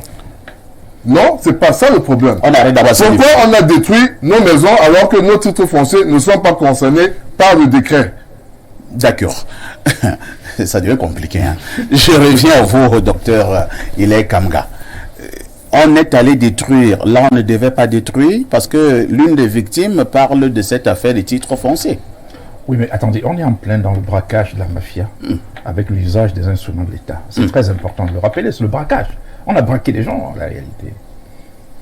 Il y a d'entrée de jeu ce problème de titres fonciers, de confusion et tout. Et maintenant, le gouverneur qui se réveille d'un très très long sommeil dans sa ville après les manifestations et découvre qu'en fait, il y avait le feu dans la maison. Il faut qu'il rapidement qu'on arrête d'abord tout. Mais c'est dans sa localité. Et donc, peut-être, comme c'est la mafia, son réseau n'a pas été assez associé à cette affaire, peut-être à la réalité, puisque dans la mafia... Ce sont vos mots. Oui, attendez, ça fait 25 ans que j'assume mes mots. Hein. Et donc, s'il y a quelqu'un qui estime que légalement ça pose un problème, il peut m'attrayer devant les tribunaux. Donc, il n'y a pas de problème à ce niveau. Donc, maintenant, j'étais en train de rappeler une chose, on est en plein dans le braquage. D'abord, lorsqu'on parle même d'indemnisation, ça veut dire qu'il y a son pendant, qui est l'utilité publique, qui a été établie. Et avec Maître, tout à l'heure, on mettait sur la table cette confusion. Ça veut dire entre l'intérêt privé et l'intérêt public. Qu'est-ce qui peut être l'utilité publique lorsque vous avez presque 500 personnes dans la rue? Parce que l'utilité publique, pour essayer de définir comme étant un bien public qui va donc servir le public, ça doit être un bien de nature à participer à la pacification des rapports sociaux. Et Maître, s'il parlait tout à l'heure des écoles, des hôpitaux... Mais là, on parle d'un hôtel. Alors, on est dans le cadre d'un hôtel, c'est-à-dire une affaire privée, qu'on réussit par la mafia à convertir en une affaire publique, et puis au détriment des intérêts des populations qui, elles, aujourd'hui, sont dans la rue. Quand je parle de braquage, les mots sont pesés. Vous ne pouvez pas, moi je suis né dans cette ville de Douala, vous ne pouvez pas, j'ai fait mon école, tout ça. Je ne peux pas venir dans cette localité avec le montant que j'ai vu, même si on parlait hypothèse de travail, c'était bien, c'était une indemnisation. On parle d'un investissement de l'ordre de 60 milliards. Mais justement, si c'est 60 milliards, c'est quand même une insulte à ces populations, détenteurs des titres fonciers ou non, de recevoir les montants que j'ai pu voir sur les éléments. On est dans une localité, dans un espace où aujourd'hui, les experts immobiliers vous diront que là-bas, on parle de mètres carrés, on te dit 100 000, 200 000, 700 000 le mètre carré dans ces zones-là. Le minimum, c'est au moins 200 000 francs dans cette zone. Le minimum. Donc, quand vous revenez à trouver les gens qui ont 15 millions, les 30 millions, attends, vous posez la question, de quoi il s'agit? C'est du braquage à la réalité. Un investisseur privé qui arrive, ok, dans son dossier, il peut bien montrer que, bon, vraiment, mon affaire a un intérêt social très intéressant. Il y aura peut-être 300 emplois, 500 emplois. Ça peut être très, très intéressant ici. L'État dit, ok, moi j'ai un problème d'emploi. Donc, ça peut devenir quelque chose d'intérêt public à ce moment. Maintenant, l'État a l'obligation d'analyser entre la perte, c'est-à-dire ce qu'il perd sur le plan de l'apport social et ce qu'il va gagner sur le plan de l'apport social par rapport à... Vous ne pouvez pas, par quelque alchimie que ce soit, dire que les emplois éventuellement futurs que vous avez créés peuvent compenser tout ce drame humain que vous êtes en train de mettre dans la rue. Parce qu'au préalable, pour éviter ce qu'on est en train de voir, messieurs, au préalable, c'est pas pour rien, et il faut apprécier les législateurs camerounais, ou alors ceux qui ont écrit cet texte en 2008, au préalable, on vous dit, quand vous avez fini d'analyser ce coût, cette perte sociale, par rapport aux populations qui sont installées et qui ont leurs reliques sur place, parce que c'est très important aussi de dire, même si on est dans une, que les reliques, c'est pas seulement le cimetière, simplement, c'est seulement de dire que cette maison, ça, symboliquement, ça représente, pour moi, pour ma famille, depuis 200 ans, c'est ici qu'on est venu avec les Allemands, ont arrêté mon père, et ainsi de suite, on ne détruit pas ça comme ça. Il y a une charge symbolique. Alors, quand on doit normalement évaluer de manière sérieuse, pour dire, maintenant, on fait comment? Donc, on crée une zone de recasement, quelle qu'elle soit, pour éviter le drame que j'ai vu là. Un gars qui est là, son arrière-grand-père est né là, dans leur famille, il revient le matin, il revient le soir, c'est détruit. Il se retrouve dans la rue à Douala. Ça n'a pas de sens, à la réalité. Merci. C'est le scénario, je suis par là. C'est vrai que, bon, on n'a pas vu la même mobilisation en 2008. C'est le même scénario quand on a détruit le tabac ici à Yaoundé. Où je me retrouve comme ça, quand j'écris Atimevuna, parce que le spectacle que nous avons vu a été le tabac était insoutenable. C'est-à-dire des reportages où les enfants sont allés à l'école. Ils reviennent vers 14h, ils trouvent que la marmite est dans l'appel de l'argent, la marmite. Et donc, ça pour identifier que notre maison était quelque part ici. C'est quand même des spectacles inédits à la réalité. Donc, ça a un coût. Donc, si un investisseur s'en va on a dit quoi, au Canada, il trouve des gens qui vont mettre de l'argent pour son hôtel, c'est pas compliqué. Il dit, ok, je viens à Yaoundé, à Douala. La maison, si ça peut coûter de 500 millions, 200 millions, 300 millions, il met ça dans son business plan, il va dire à ses investisseurs que voilà le coût pour cette affaire. Très bien, c'est compris. Hein. Alors, Maître Sim, nous acheminons à mettre un thème à la première partie de cette émission. Je voudrais que nous puissions sortir avec un début de solution. C'est vrai que le gouverneur du littoral a d'abord décidé d'un arrêt provisoire des travaux. Entre-temps, lui parler d'indemnisation. Je pense que nous ne sommes pas sortis de l'auberge. Nous avons une victime sur ce plateau qui dit que ce n'est pas un problème d'indemnisation, c'est plutôt un problème, entre guillemets, de passage en force. Oui, mais alors, moi je veux savoir sur la base de quel texte on a détruit des gens à Dikolo. Je veux savoir. Si c'est sur la base du texte qu'il nous a cité, eh bien alors il n'aurait jamais dû détruire ces gens. Mais oui, parce que mais c'est le droit. C'est bien sur la base de ce décret qui parle de ce décret que nous 750/W. Voilà. Et donc on a la copie du certificat de propriété. C'est très grave selon vous. L'avocat Cosette. Ce titre foncier est bel et bien basé à Daido Bodantone. Voilà. Donc c'est le texte sur la base duquel on a détruit ces gens. C'est le TF 750. J'ai dit, on n'aurait jamais dû les détruire. Ma question est de savoir, est-ce que le gouverneur, comment une telle information a pu échapper au gouverneur? Non. Il s'agit d'un titre foncier. Non, il lui a rien échappé. Ah bon? Non, ils savent très bien. Mais le gouverneur est de bonne foi quand même. Le gouverneur, je ne sais pas, mais le gouverneur sait très bien ce qui se passe. Je vais vous dire, monsieur ici, à l'heure où comme moi sommes ici là, dans votre studio, c'est un peu nous instiguer. On sait que nous sommes ici. On n'est pas des dangereux comme on est pourtant. Donc ces gens sont très renseignés. Même là où je dors, ils savent. Vous savez. Donc le gouverneur était fatalement au courant de ce qui se passait. Il revient après en sapeur-pompier. Mais non, il était parmi les pyromanes.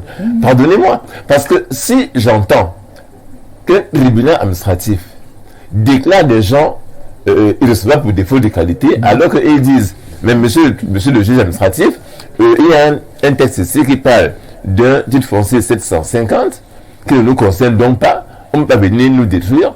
On les déboute, ça n'a pas de sens du tout. Et on les détruit. C'est un constat élémentaire de dire ces décrets ne concernent pas les autres. Je ne vous coupe pas. Il était prévu un transport judiciaire qui n'a pas eu lieu. En date du 16 mai, ok, mais qui a eu lieu. Mais le transport judiciaire a été effectué, mais les constructions étaient déjà au sol, le 14 mai. Je ne sais pas si vous percevez. Absolument. C'est-à-dire qu'en fait, on fait des séances sur les lieux alors que le fait est déjà accompli. Voilà. Et il y a un souci. Et je vais vous noter. J'avais la parole, monsieur. Vous allez là. Si vous permettez. Je comprends l'émotion qui est là. Ce n'est pas de l'émotion, c'est juste qui est normal. Monsieur, votre émotion n'est pas légitime. Elle est légitime. Elle est la aussi. On n'a pas tout à fait. Le titre foncier 750, il appartient bien à madame, je vous ai dit son nom tout à l'heure, madame Indale. Ok. Alors, sur la liste d'indemnisation, ok, alors le numéro 52 sur cette liste n'apparaît pas Madame Indale, mais apparaît plutôt, curieusement, Nougwa Kwejo JL. Titre foncier numéro 750/W. Incroyable. Je ne sais pas par quel archive. C'est la mafia. Vous comprenez? Je rebondis sur ce que M. Soma disait tout à l'heure, que ce n'est pas un problème de mafia, mais c'est complètement une mafia, mais très mal ficelée. Ils auraient dû s'armer de beaucoup d'astuces pour faire passer, cette vilaine chose. Alors, nous allons droit au but. Hein. Oui, nous n'avons plus beaucoup de temps. Qu'est-ce que vous en l'état actuel des choses, que demandez-vous? Alors, en l'état actuel des choses, nous... On a déjà cassé. Oui, on a déjà cassé. Maintenant, qu'est-ce qu'on fait? Nous, les autochtones, oui, nous sommes ancrés dans ces terres. Oui. Mes ancêtres y ont vécu. Mes grands-parents y ont vécu. Mes arrière-grands-parents y ont vécu. Mes parents, j'y suis né. Ok? Alors, nous demandons réparation du préjudice causé. Préjudice moral, préjudice matériel, préjudice financier. Nous demandons réparation. Nous ne voulons pas d'indemnisation pour libérer nos terres. Non. Nous demandons réparation et nous rentrons en possession, demandons à être rétablis dans nos droits, c'est-à-dire rentrer en possession de nos terres et de continuer à y vivre. Vous voulez que, malgré le fait qu'on a eu à casser, que vous reveniez comme sur votre... Exactement. À cet endroit-là. Exactement. Mais pourquoi est-ce que le projet... Monsieur ici. Oui, docteur La question simple que je me pose. Pourquoi est-ce que ce qu'il demande devrait être difficile? C'est notre pays, non? Un gars veut faire son projet, on peut trouver un endroit ailleurs pour faire le projet. Si le coût moral... Est-ce que vous n'êtes pas en train de bloquer la négociation? Je ne bloque rien du tout parce que, en fait, le fait de bloquer, c'est de penser que ce projet-là est plus important que les êtres humains. Que les êtres humains. Or, ce projet peut se faire à Douala, dans la localité de Douala, ailleurs et peut-être plus intéressamment. À la réalité, il y a des beaux quartiers qui se dégagent, qui sont de... On a coupé la parole à maître. Je finis en disant, faites attention d'abord. Il faut que, monsieur Bell, faites très attention dans la négociation que vous aurez sur des engagements et des textes qui peuvent être pris par un État dans ces conditions. Parce que je suis sur un dossier, pour finir là, des gens qui attendent leur indemnisation ayant obtenu un décret depuis 1982 pour la route Yaoundé-Bafoussam. C'est 500 familles. Il y en a presque 237 qui sont décédés pour les... C'est des droits seulement aujourd'hui. Mais le Premier ministre même a sorti un autre décret il y a 2 ans pour dire « Je demande qu'on paye 1,5 milliard. Cette somme réévaluée, ça donnait environ 37 milliards. Il a demandé qu'on paye 1,5 milliard. Au jour où je vous parle, le moindre franc n'a pas été donné. Il y a 2 semaines, l'un des derniers membres du bureau de cette association des guerpilles est décédé à l'hôpital pour cause de 150 000 francs. Donc les victimes doivent être vigilants et sur le cash. Merci. Maître Simon, en quelques secondes. Oui, non, je voudrais dire que non, ce que le gouvernement a fait, vraiment, je ne tiens pas ça en compte. Je pense qu'il faut qu'il y ait une vraie enquête dans cette affaire. Il faut remettre la balle au sol. Absolument, il faut une enquête. Attendez, une enquête avec des parlementaires, avec des magistrats, la société civile, parce que les Kamgaïlers sont là aussi pour ça, et peut-être, et donc fatalement, les victimes et les concernés, qu'on puisse voir de quoi il s'agit avant de commencer à chercher des solutions. Parce que autrement, monsieur Bell, ce que nous craignons pour vous, en tout cas, on vous le dit aujourd'hui, Kamga vous l'a dit clairement, je vous le redis, c'est qu'il y aurait parmi vous quelques personnes qui vont aller maintenant tourner la chemise et des personnes qui vont jouer au chat et à la souris. Soyez prudents et faites en ce que... Et bien vigilants. Et je dis que si cette commission est mise en place, on pourra très bien voir ce qui se passe. Et si vous devez quand même partir à tous les prix, au moins, qu'en quittant cette terre ancestrale, en quittant ce cordon ombilical qui est enterré là-bas, et je sais de quoi je parle quand je parle du cordon ombilical, qu'au moins vous ayez été réparé, je n'ai pas dit indemnisé, il a dit le mot, réparé de manière intégrale et juste. Je pense que peut-être que pour avoir... Juste pour vous préciser qu'au jour d'aujourd'hui, aucune famille propriétaire n'a touché le moindre centime. Et la liste d'indemnisation était une proposition d'indemnisation. Alors oui, Francis. Oui, parfait. Je voudrais... vous avez vos équipes à Douala. Tout à fait. Nous avons tous suivi un reportage sur les lieux ici, où nous avons eu le secrétaire général du Ngondo qui a intervenu. J'ai lu sur la... Au bas. Le gouverneur, Maître Sim vient de dire, il faut qu'on remette les choses à plat. Ça a commencé à être fait depuis. Le principal intervenant qui a négocié cette affaire, il faut que la victime ici nous le dise. C'est le chef de canton Bell qui négociait cette affaire. Peut-être il a mal négocié. L'État avait proposé 332 millions pour les indemnisations. Lorsque les croix ont été apposées sur des maisons. Ce qu'il ne vous dit pas, c'est qu'il y a eu des concertations où un ayant droit comme lui qui est éclairé, certains des enfants sont arrivés, ils ont dit non, ça a été très mal évalué. L'État avait demandé aux promoteurs de renégocier cette affaire et je crois qu'il y a eu un autre 1 milliard en plus des 332 millions qui ont été proposés par l'État. Il y a eu 1 milliard proposé en plus par le promoteur. Il y a eu un protocole d'accord qui a été signé. Vous l'avez? Et où je peux le fouiller dans le téléphone. Je vais le fouiller. Signé par qui? Le chef canton Bell. Pourquoi il n'intervient pas? Vous pouvez le prouver? Je vais fouiller. je vais fouiller le temps pour moi de terminer ce que je suis en train de dire. Il y a eu promesse parce que ça va employer pratiquement 700 personnes. Il y a eu une promesse de prendre prioritairement les enfants du terroir. Mais au jour d'aujourd'hui, je vous le dis, le gouverneur ne peut pas être bête de penser que là où on a cassé, on n'avait même pas le droit de casser. Il a bien dit, peut-être il y a certaines personnes qui ne devaient pas être cassées, qui ont été cassées. Les dégâts collatéraux. Les dégâts collatéraux. Et c'est pour ça qu'il a créé ce comité ad hoc. On va par exemple voir le numéro 37. Vous dites ça, Émile. Il s'agit de mon oncle. OK? Et c'est 5 millions. Nous n'avons pas touché à 1 centime de cet argent.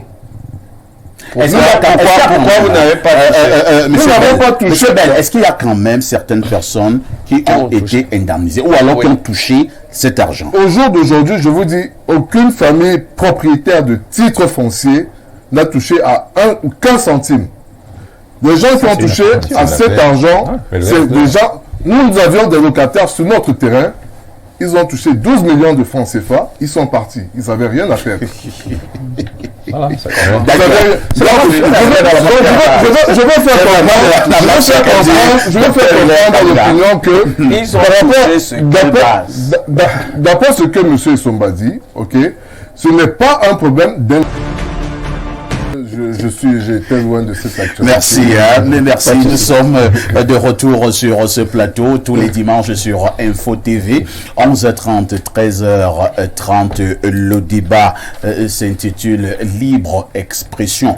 Ce matin, je vous le disais en ouverture, nous allons du côté du port autonome de Douala où une autre folle affaire intéresse les Camerounais depuis de longs mois. Il y a juste eu, ne va pas être reversé. Je voudrais passer tout d'abord la parole au docteur Hilaire Kamga pour restituer véritablement l'affaire en question. Kanaboa a porté plainte contre le DG du PAD. Le DG du PAD a été condamné par la justice camerounaise à 6 mois d'emprisonnement avec sursis pendant 5 ans et il devait payer un peu plus de 160 millions de francs CFA. Le DG du port a justement émis 2 chèques qui sont arrivés au niveau du trésorier PR général, mais le trésorier PR général a estimé qu'il ne pouvait pas encaisser cet argent de peur qu'on ne puisse dire qu'il y a eu complicité quelque part. Il pense que c'est le directeur général du port lui-même qui devait payer cet argent et non le port autonome de Douala. C'est à ce niveau que nous en sommes. Et ça va dans tous les sens. Certains estiment que c'est un acharnement. D'autres pensent que c'est tout simplement une affaire de justice. Je vous passe tout d'abord la parole. Bon, l'un n'exclut pas l'autre. Et comme vous le savez très bien, j'ai théorisé la question de la mafia. Et j'ai eu le privilège d'être de ceux qui ont combattu M. Bolloré devant les tribunaux en France par rapport justement à cet accaparement de nos ressources. Et donc le port autonome de Douala il fait partie des patrimoines qui étaient entre les mains de Bolloré. Et donc avec Pius Diaw et autres, nous sommes retrouvés devant les tribunaux à Paris pour combattre Vincent Bolloré. Et il y a de cela 8 ou 9 ans, il s'est acharné contre nous par rapport à ça. Et donc j'ai apprécié que finalement il perdait d'abord ça et que j'ai apprécié ensuite que monsieur Oyono, de regretter mémoire, puisse avoir un... je ne vais pas dire un successeur, quelqu'un qui le remplace, qui soit peut-être aussi un peu comme lui. Parce qu'Oyono a payé le prix de n'avoir pas exécuté entièrement ce que la mafia bollorienne et autres voulaient. Alors, M. Ngo, la question de droit qui se pose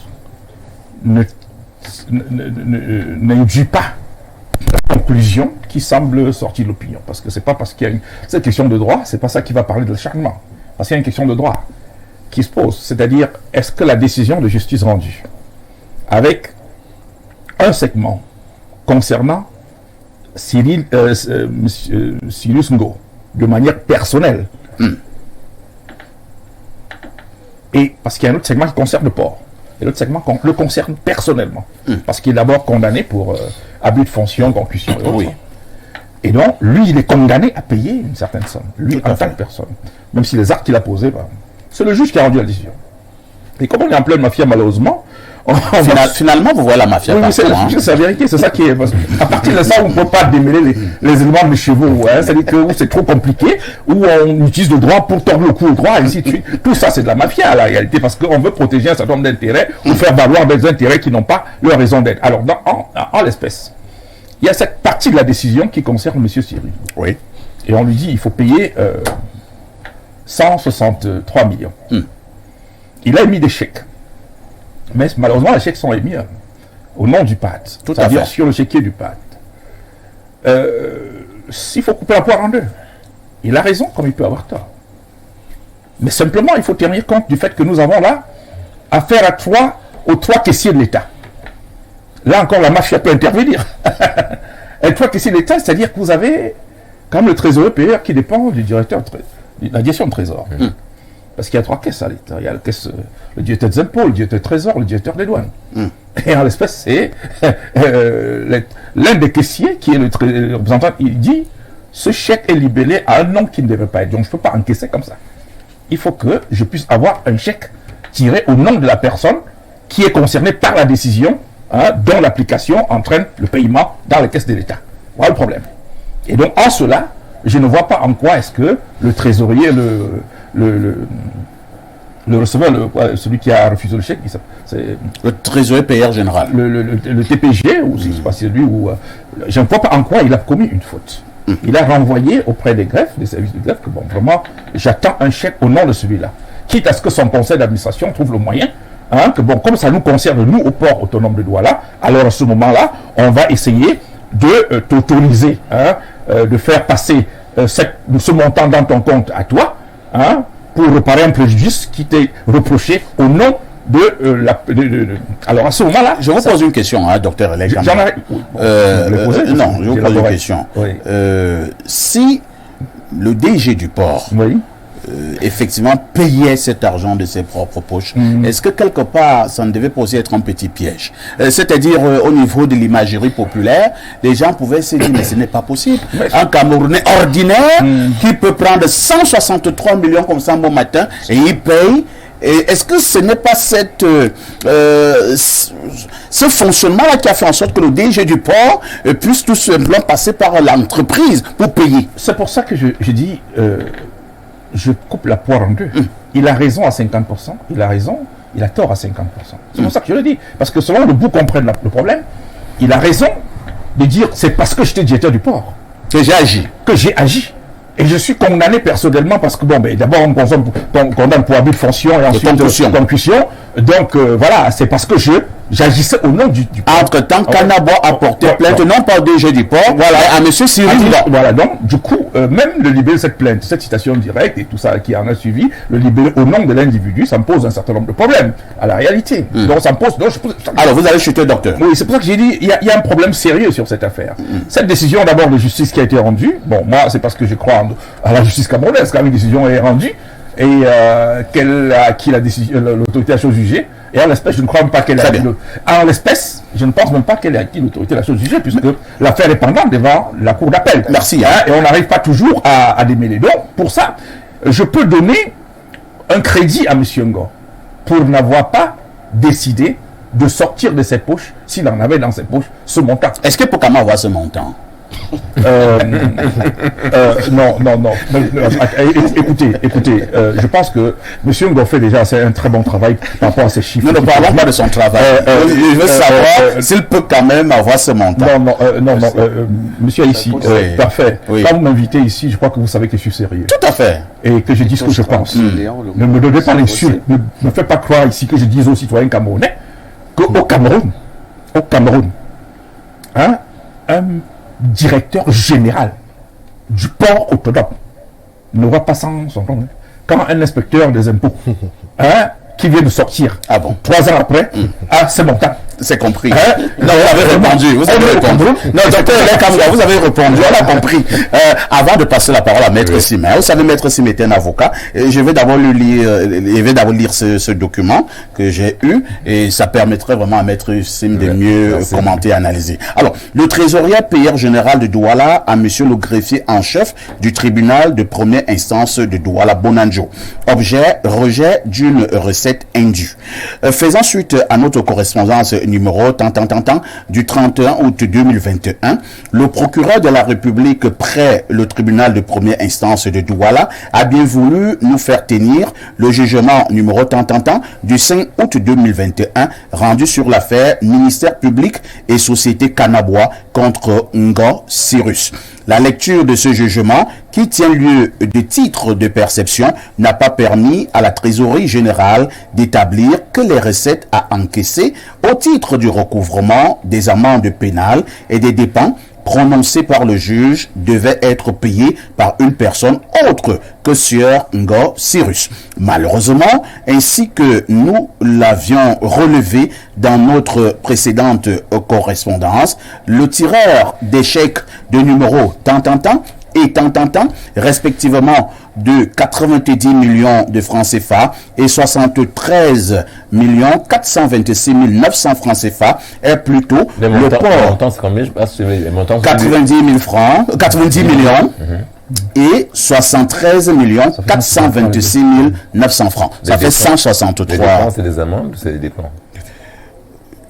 Je lis ce qui est écrit, hein. Donc c'est l'argent que le port a envoyé et le trésorier payeur général dit donc est plutôt, c'est émane du port autonome de Douala, dont le jugement suscité n'est nullement opposable, afin d'éviter la perception d'une recette irrégulière et indue et en application des articles 43 et suivant du décret numéro 2020-375 du 7 juillet 2020 portant règlement général de la comptabilité publique. J'ai l'honneur de vous retourner les chèques pour régularisation, sauf meilleur avis de la juridiction. C'est signé le trésorier payeur général. Et là, je vous passe la parole, maître. Oui, la question, c'est quoi? La question est celle de savoir, est-ce que le trésorier payeur général est dans son droit? Oui, écoutez, je ne connais pas le fond de ce dossier, mais je pense que du peu que j'ai appris sur ce plateau, il y a une procédure judiciaire au pénal contre la personne physique de Cyrus Ngongo. De Cyrus Ngo. De Cyrus Ngo. Il va poursuivi en tant que DG du port autonome de Douala. Tout à fait. On poursuit la personne Ngo Cyrus pour des faits de concussion et d'abus de fonction. Très bien. Son affaire pénale, elle est individuelle. Donc, il est, lui, Ngo Cyrus, responsable à titre personnel des peines prononcées dans cette décision. Des peines, des peines pécuniaires ou les peines pénales. Donc, il est responsable. Il ne peut donc pas tirer sur le compte de la société Le Port Autonome de Douala un chèque pour payer une amende ou des dépenses qui sont dues à la personne de Cyrus Ngo. Ce serait là un mélange de genres absolument dangereux pour lui. D'ailleurs, je pense qu'il doit dire merci à ce trésorier payeur général. Ah bon? Mais oui, parce que si nous avons être un autre procès. Mais oui, c'est d'encaisser cet argent-là, il aurait pu avoir un procès contre lui pour détournement des deniers publics. À raison, parce que c'est facile, il aurait dit, expliquer qu'il paye l'argent qui lui est dû à lui comme personne physique avec les sommes de l'État. Pourquoi? Comment il aurait pu expliquer ça? Moi, je pense que sur le plan purement technique, oui, le fonctionnaire du Trésor a eu absolument raison de dire, je n'encaisse pas des chèques qui sont tirés dans le compte d'une société publique ou pour payer des frais dus par une personne. D'ailleurs, il a été d'une grande prudence parce qu'il y a des personnes en prison aujourd'hui qui ont été mis en prison pour ça. C'est-à-dire que vous avez encaissé, vous avez dit, oui, mais moi j'ai eu une décision de justice qui a été rendue, j'ai eu des chèques, moi j'ai encaissé, l'État a profité. Non, on ne peut pas dire comme ça parce qu'à ce moment-là, au nom de quoi vous prenez un chèque qui est payé au nom d'une personne? Or, vous ne pouvez pas dire que vous n'ignorez pas, parce qu'il est quand même une personnalité de bon niveau, un fonctionnaire de haut niveau, ne peut pas dire après qu'il ne savait pas.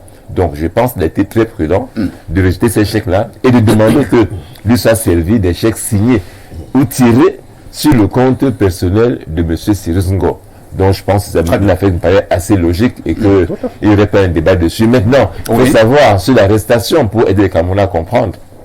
M. Sirungo, je crois, a été interpellé ou a voulu être interpellé parce que la loi camerounaise dit que quand vous êtes condamné à une peine d'amende aux dépens, ces amendes, ces dépenses sont payées immédiatement.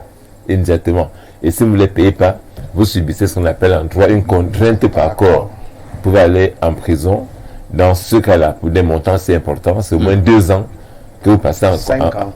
5 ans d'ailleurs, voilà. C'est même plus, voilà, plus de millions. Pour lui, c'est 5 ans. Qui doit passer en prison.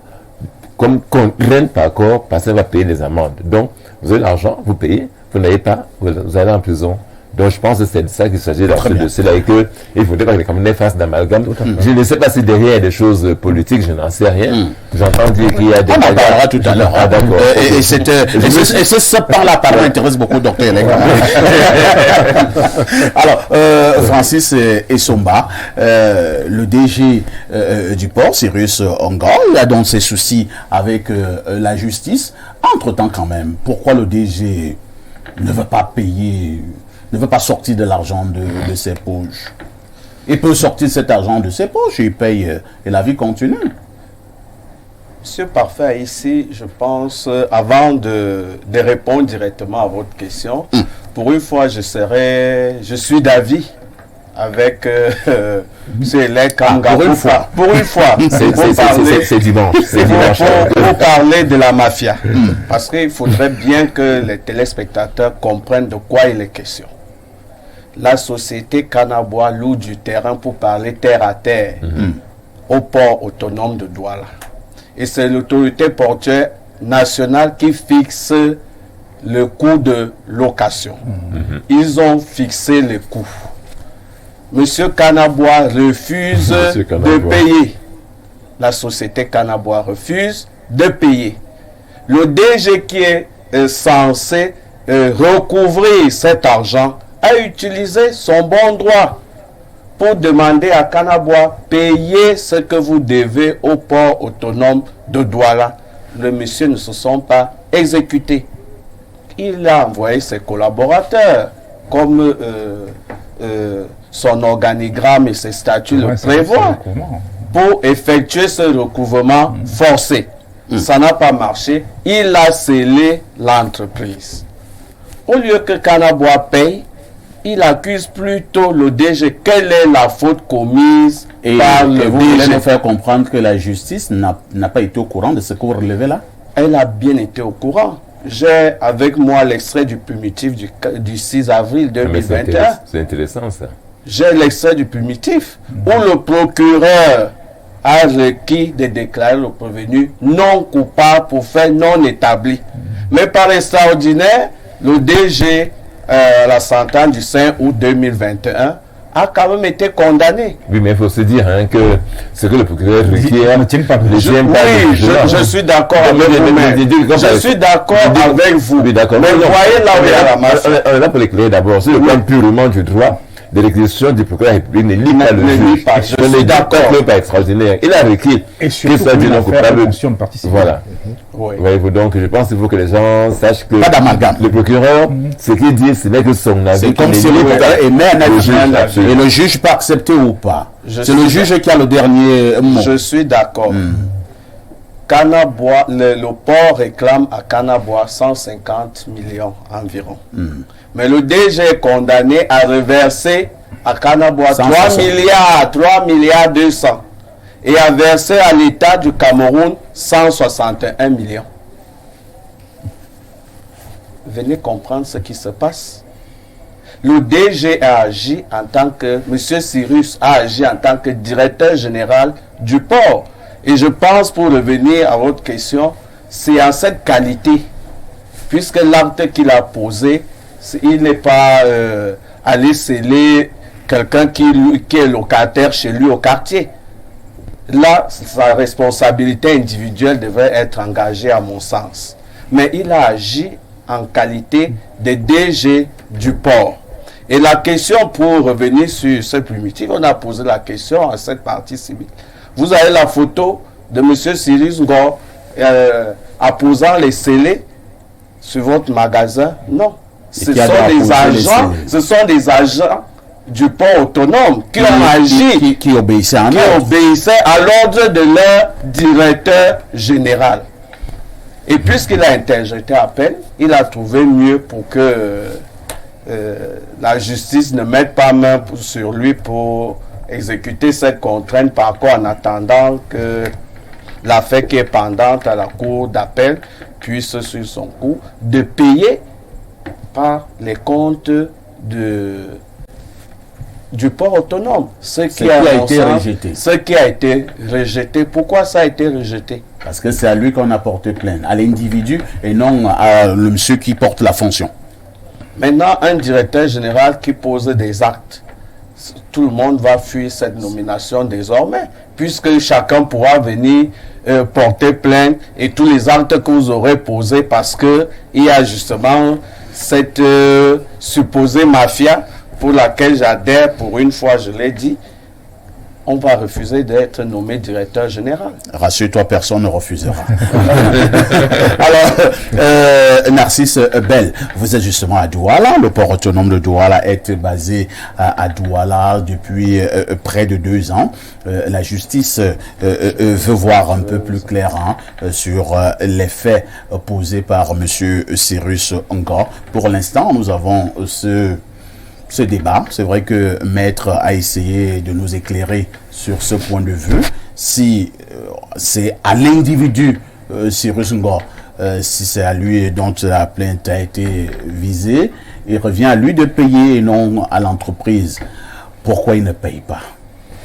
Ben écoutez, monsieur, ici, moi, je suis encore une fois de plus, voilà une histoire abracadabrante au Cameroun. Bah, monsieur Essomba parle de mafia, tout à l'heure, il n'a pas trouvé la mafia. Apparemment, il trouve la mafia quand ça la la mafia chez monsieur Essomba. Pour être plus clair, c'est plus sérieux. Bah, moi, je connais pas très bien le fond de ce dossier, mais d'après ce que Maître Sim m'a expliqué, mais moi, ce qui me pose problème, c'est de savoir comment est-ce que Monsieur Ngor étant directeur général du port autonome, je crois que les actes qu'il pose engagent plutôt la personne morale de droit public qu'est le port. C'est vrai également, c'est un exemple. Oui. C'est un exemple pour vous relancer. Oui. Si vous êtes directeur général d'une entreprise et maintenant en route, vous êtes au volant de votre véhicule et vous allez cogner une personne n'importe comment, on porte plainte à qui? Au directeur général de l'entreprise ou à la personne qui a... on vous porte à vous, personnellement plainte. Donc, s'il agit de cette façon, si c'est à lui que la plainte est adressée... C'est à lui. Qu'il le fasse... Oui, mais très bien. Je pose la question à... Oui, il est comme... Allez-y d'abord. Après, même va nous éclairer sur l'aspect. L'exemple qui vient d'être pris par vous est très illustratif de la situation. Moi, ailleurs, j'ai quand même convoqué cet exemple pour dire, parce que je comprends M. Ngor, son étonnement de se rendre compte qu'ayant agi pour l'intérêt de son entreprise et donc de notre entreprise, il se retrouve en train de payer le prix. Ce qui n'est pas normal, il faut trouver le moyen de sécuriser nos dirigeants. Maintenant, quand j'ai fini de dire ça, il faut aussi que, par ailleurs, même si c'est dans la mafia, que tant qu'il y a quand même les règles, qu'on essaie de voir si ces règles, nous les respectons. Vous avez posé une question tout à l'heure, une illustration. Oui. En tant qu'enseignant et défenseur des droits de l'homme, j'aime prendre, quand j'enseigne sur la question de torture, la responsabilité de l'OPJ ou de simple agent, gardien de prison, ou cet officier qui torture quelqu'un dans son commissariat. Il le fait en tant que policier, il le torture, parce qu'il veut peut-être prendre des aveux ou je ne sais pas quoi encore. On ne viendra pas dire que non, il ne va pas être poursuivi à titre personnel au nom du fait qu'il était commandant de brigade ou je ne sais pas quoi encore. Non, pas du tout.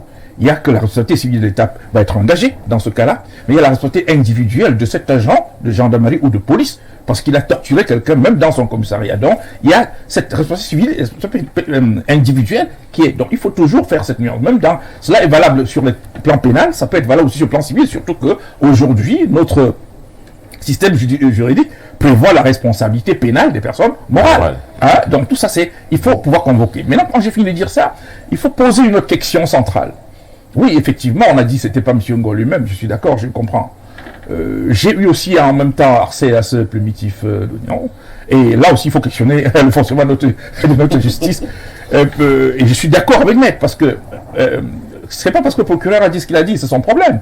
Il dit ce qu'il a à dire. Encore que, quand c'est une plainte avec conseil de partie civile, à ce moment-là, le procureur qui est pas le ministère public, même s'il dit que bon, libéré, on peut dire même s'il se désiste, l'affaire continue, il n'y a pas de problème. Et en l'espèce, c'est de ça qu'il est question. Et j'attire l'attention de l'opinion sur un fait précis. Allez-y. On est là dans le cadre, je crois, sauf si je me trompe dans le cas de ceux qui ont ce dossier, d'un locataire avec un bailleur. Et quelles que soient les réglementations que vous avez prises au port autonome de Douala ou ailleurs, il n'y aura pas d'exception par rapport à la législation régionale qui existe en la matière. La relation bailleur-locataire est aujourd'hui régie par OHADA. C'est très important de le rappeler. Donc, quelle que soit la qualité, même si c'est dans votre maison que vous êtes venu mettre un locataire, ça ne vous donne pas le droit de venir de ces 4 matins dire que parce qu'il n'a pas payé le loyer, vous le scellez. Maintenant, est-ce que vous avez pris les procédures nécessaires qui permettent de sceller la maison que vous avez mis en location? Si vous n'avez pas pris ces procédures judiciaires nécessaires, ces démarches qui sont prévues et encadrées, très bien encadrées, alors on peut juste être d'une gravité extrême. Très bien. C'est-à-dire que vous décidez par exemple de venir dans mon entreprise, bloquer mon entreprise pour une seule journée, je suis capable de vous évaluer ce que cette journée de non-accès à mon entreprise peut me coûter pour le développement de mon entreprise. Je peux vous dire simplement que dans cette entreprise, à ce jour-là, je dois retirer un contrat que je suis en négociation avec des partenaires sur 10 milliards de francs, et parce que c'était fermé ce jour-là, je raté le contrat. Et là, je l'ai raté.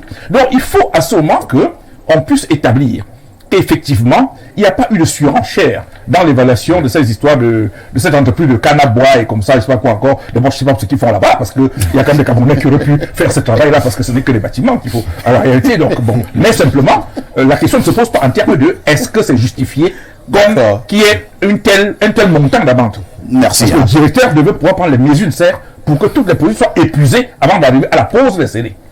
Nous sommes là dans des procédures judiciaires, mais également, et il y a des expressions, puisque une émission comme celle-ci permet également aux téléspectateurs de comprendre un certain nombre de choses. Monsieur Cyrus Go est poursuivi pour abus de fonction et de concussion. Oui. Maître, qu'est-ce que cela veut dire? Abus de fonction et concussion. Alors, oui, je réitère ce que Dr. Lekamga va dire, et peut-être pour... mon frère Francis Essomba. Non.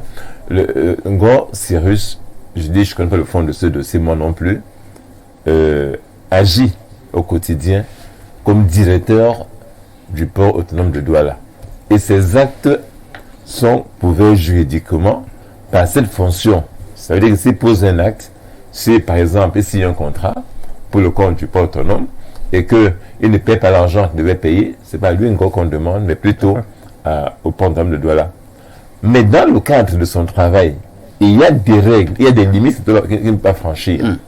Et c'est l'une d'elles apparemment pour lesquelles, je dis apparemment, je n'en sais vraiment rien. J'ai la prudence d'avocat qui est hors du dossier, parce que j'ai des confrères sûrement qui sont dedans et qui en savent mieux que moi, mais ma mission ici, peut-être le dimanche, c'est d'éclairer. Donc, l'abus de fonction suppose que il a repassé les missions qui sont les siennes légalement prévues.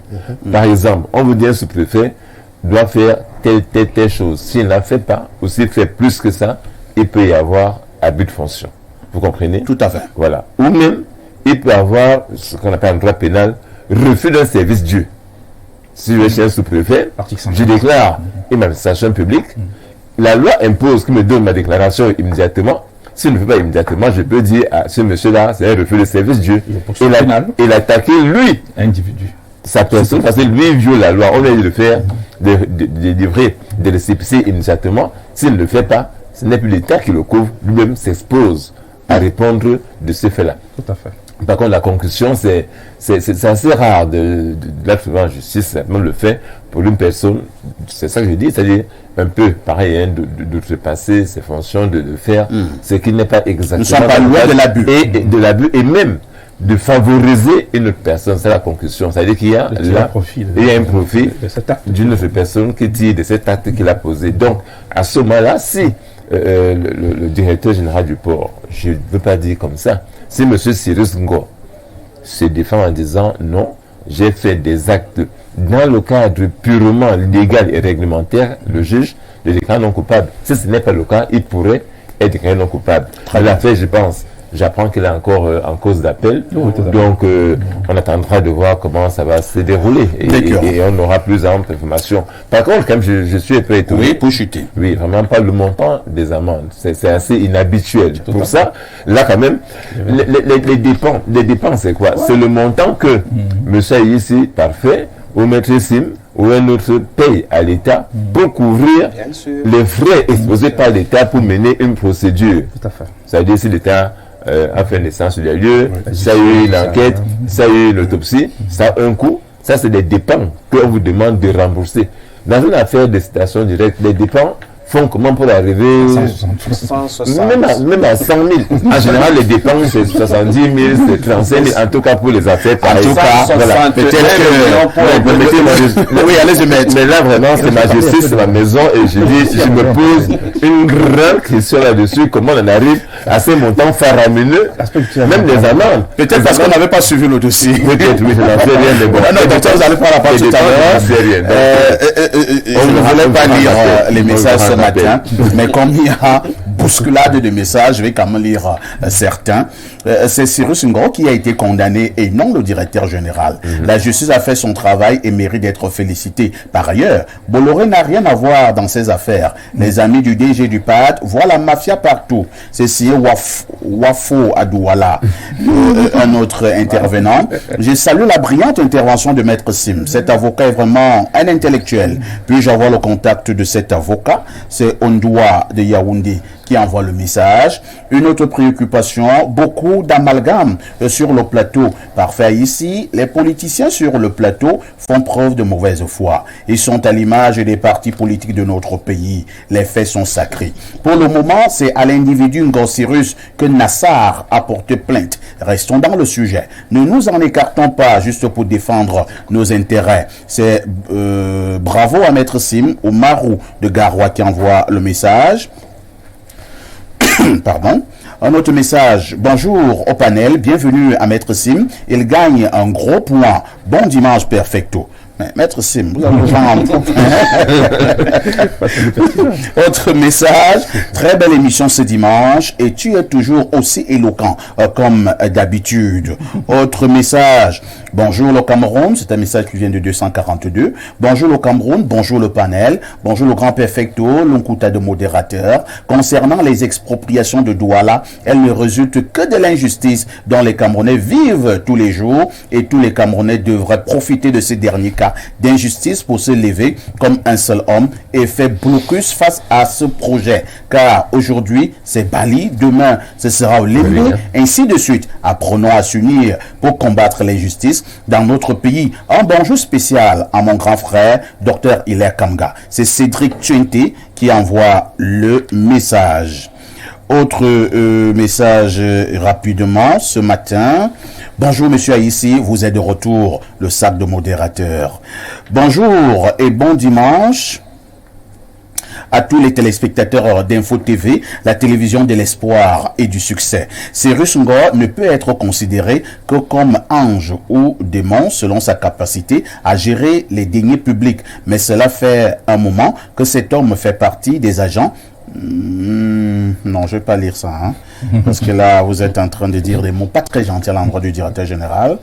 Je préfère continuer. Ma question est celle de savoir, est-ce que le gouvernement est constitué en une bande de voleurs? Je sais pas.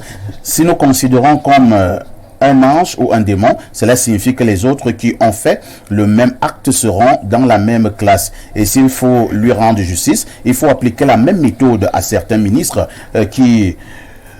Oh là là, le monsieur est très dur dans ces moments. Je préfère ne pas lire la suite. Alors, d'abord Francis Essomba. Alors, Francis Essomba, l'affaire est donc au niveau de la justice. Les informations que nous avons eues font quand même état de ce que le DG a failli être interpellé à Douala. Hein. Il sortait d'une longue mission dans plusieurs pays européens. On ne sait pas comment s'en est tiré d'affaire. Est-ce qu'on ne devrait pas trouver une solution? Puisque un directeur général, il doit travailler, il lui faut une certaine quiétude. Pourquoi ne pas chercher à régler définitivement ce problème de justice? Oui, je pense que ce problème peut trouver une solution intermédiaire parce que dans tout état de cause, il a interjeté appel. Ouais. Mais comme il faut bien qu'il paye, le TPG a refusé l'échec qui ont été émis. Le TPG estimant qu'il ne veut pas être complice d'un détournement de deniers publics. J'avais un conseil à donner au DG. Allez-y, on suit votre conseil. Du port autonome de Douala. Je lui demanderai de convoquer une session de son conseil d'administration parce que c'est de ça qu'il s'agit. Pour que le conseil d'administration autorise. Il peut demander, le DG, il peut demander la tenue d'une session. Il dit voilà, je suis inquiété pour tel sujet que tout le monde connaît. Il faut quand même que le DG retrouve l'inquiétude. Il faut qu'il dorme normalement. Dans tous les cas, les actes qu'il a posés entrent en droit de ligne avec les missions qui lui ont été assignées par le conseil d'administration qu'il a désigné. Et si le conseil d'administration estime qu'il a outrepassé ses fonctions, on va lui dire, bon, monsieur... Occupe-toi de tes affaires. Occupe-toi de tes affaires. Mais si le conseil d'administration se rend bien compte que les actes qu'il a posés, il les a posés... pour lui donner 163 millions et des on autorise pour que une résolution du conseil d'administration qui demande au DG de débloquer cette somme-là de manière officielle. Et puis, je pense qu'en ce moment-là... Pourvu que la TPG n'ait pas l'information que ça vient encore du port. Hein. Parce que si le TPG a encore cette information... Avec une résolution du conseil d'administration, je ne pense pas qu'il y aura encore... Docteur Elekanga. D'ailleurs, pour prendre sur sa chute, la chute de Francis tout à l'heure, je crois que la communication qui a été adressée au greffier en chef laisse cette ouverture. Dans la communication adressée par le greffier, au greffier en chef, c'est de dire sauf meilleur avis de la justice. C'est vrai. Entre autres. Alors, donc, en l'état, comme je l'ai dit, il y a deux possibilités sur cette affaire. La première possibilité, c'est, comme il vient de l'évoquer, c'est que, puisque M. Ngo estime qu'il a agi conformément au cahier de charges qu'il a et aux directives de son conseil d'administration, alors à ce moment-là, il faut que les autorités, c'est-à-dire gouvernementales, qui ont la charge, parce qu'on a nommé quand même président du conseil d'administration, je ne vais pas citer ici, du port autonome de Douala, qui existe. Le DG doit pouvoir saisir ce président de conseil pour qu'il active le mécanisme de convocation. Bon, je sais que on va parler de SGPL qui entre en jeu, de ceci qui entre en jeu, tel comment on est de la mafia, c'est compliqué un peu là-bas. Possible qu'on vire 161 non, je suis en train, qu'on vide dans son compte personnel. Je suis en train, je ne pense pas. Je suis en train de dire quelque chose. Vous me laissez élaborer, non? Le débat avec la durée. Et le deuxième élément sur cette affaire, c'est la justice elle-même.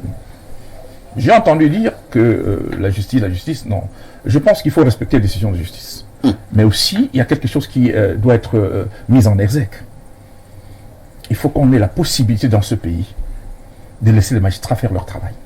Il ne faudrait pas que la mafia qui gangrène l'ensemble de la République réussisse à ce niveau-là à prendre aussi la justice, toute la justice en otage. On vous a compris. Non, on n'a pas très bien compris. Moi, j'ai un peu de temps.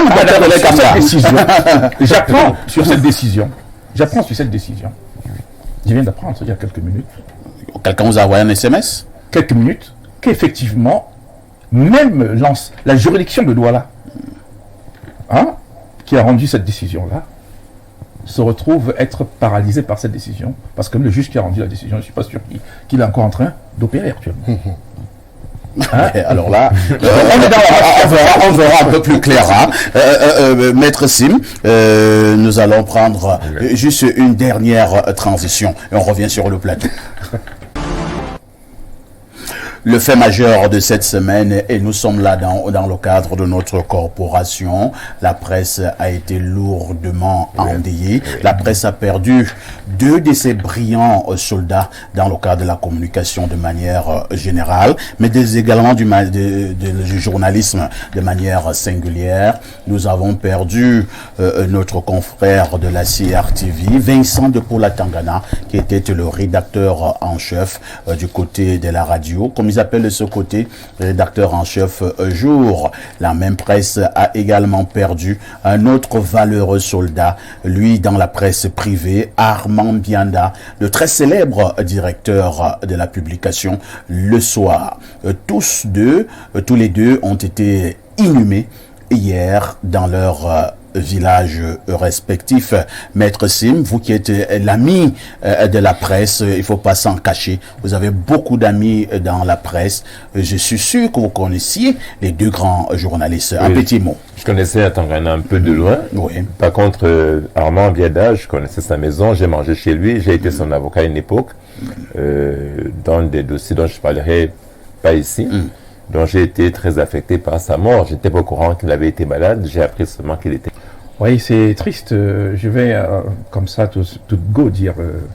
Le jeune, l'ami Atangana, c'était quelqu'un de très bien. On a souvent tiré des coups sur des gens à la CRTV. Il fait partie des personnes que j'ai trouvé extrêmement percutants et compétents et qui savaient avoir la distanciation nécessaire dans l'appréciation et l'analyse. Je sais pas comment il faisait pour souvent avoir cette distanciation dans une maison où très souvent c'est pas évident. Mais vraiment, je garde de lui un très très bon souvenir et vraiment en ces moments très très difficiles. J'espère que sa famille va soutenir, va tenir. Et je crois que cette famille-là sait que beaucoup de Camerounais est en phase avec qu'elle dans ces moments les plus tristes parce que c'était un journaliste très très intéressant.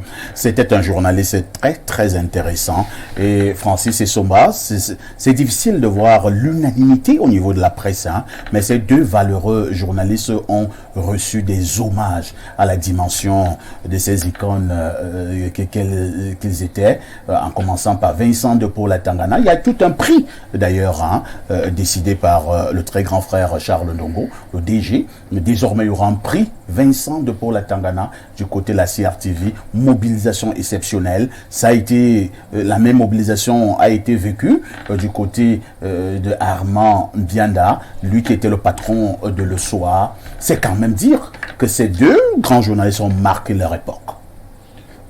Oui, c'est très triste de perdre des jeunes, je peux le dire ainsi. Et il y a un adage qui dit que tel qu'on dresse son lit le matin, on vient s'y coucher le soir. Leurs obsèques ont été à la dimension des personnes qu'elles ont été et les condoléances au directeur général de la CRTV qui perd un valeureux journaliste. Il aura, j'en suis sûr, de la peine à le remplacer et c'est encore beaucoup plus triste pour Armand Bianda, puisqu'il était le grand patron de Le Soir et vivement que ceux qui vont reprendre cette affaire en main puissent... Perspective, aussi à leur famille de travail, tout simplement que leur âme repose en paix. On dira donc tout simplement que leur âme repose en paix, repos éternel à Vincent de Paul Atangana, regret éternel du côté de Armand Bianda. Nous avons quand même apprécié les pas de danse véritablement des circonstances du PDG du groupe La Météo, d'Info TV, le très grand frère Dieudonné Vent. On a vu danser les Sani, c'est comme ça qu'on appelle, nous l'avons à l'image, hein, dansant les Sani au deuil de Armand Bianda. De toutes les façons, toutes nos condoléances à leur famille nucléaire. Et c'est sur cette note triste que nous allons tendre à mettre un terme à ce programme. Vous avez déjà pris le rendez-vous désormais tous les dimanches à partir de 11h30 sur Info TV. Vous êtes en direct avec votre programme Libre Expression. Ne ratez pas la rediffusion de ce programme. Ce sera ce soir à partir de 21h. Restez sur Info TV. C'est la télévision qui monte.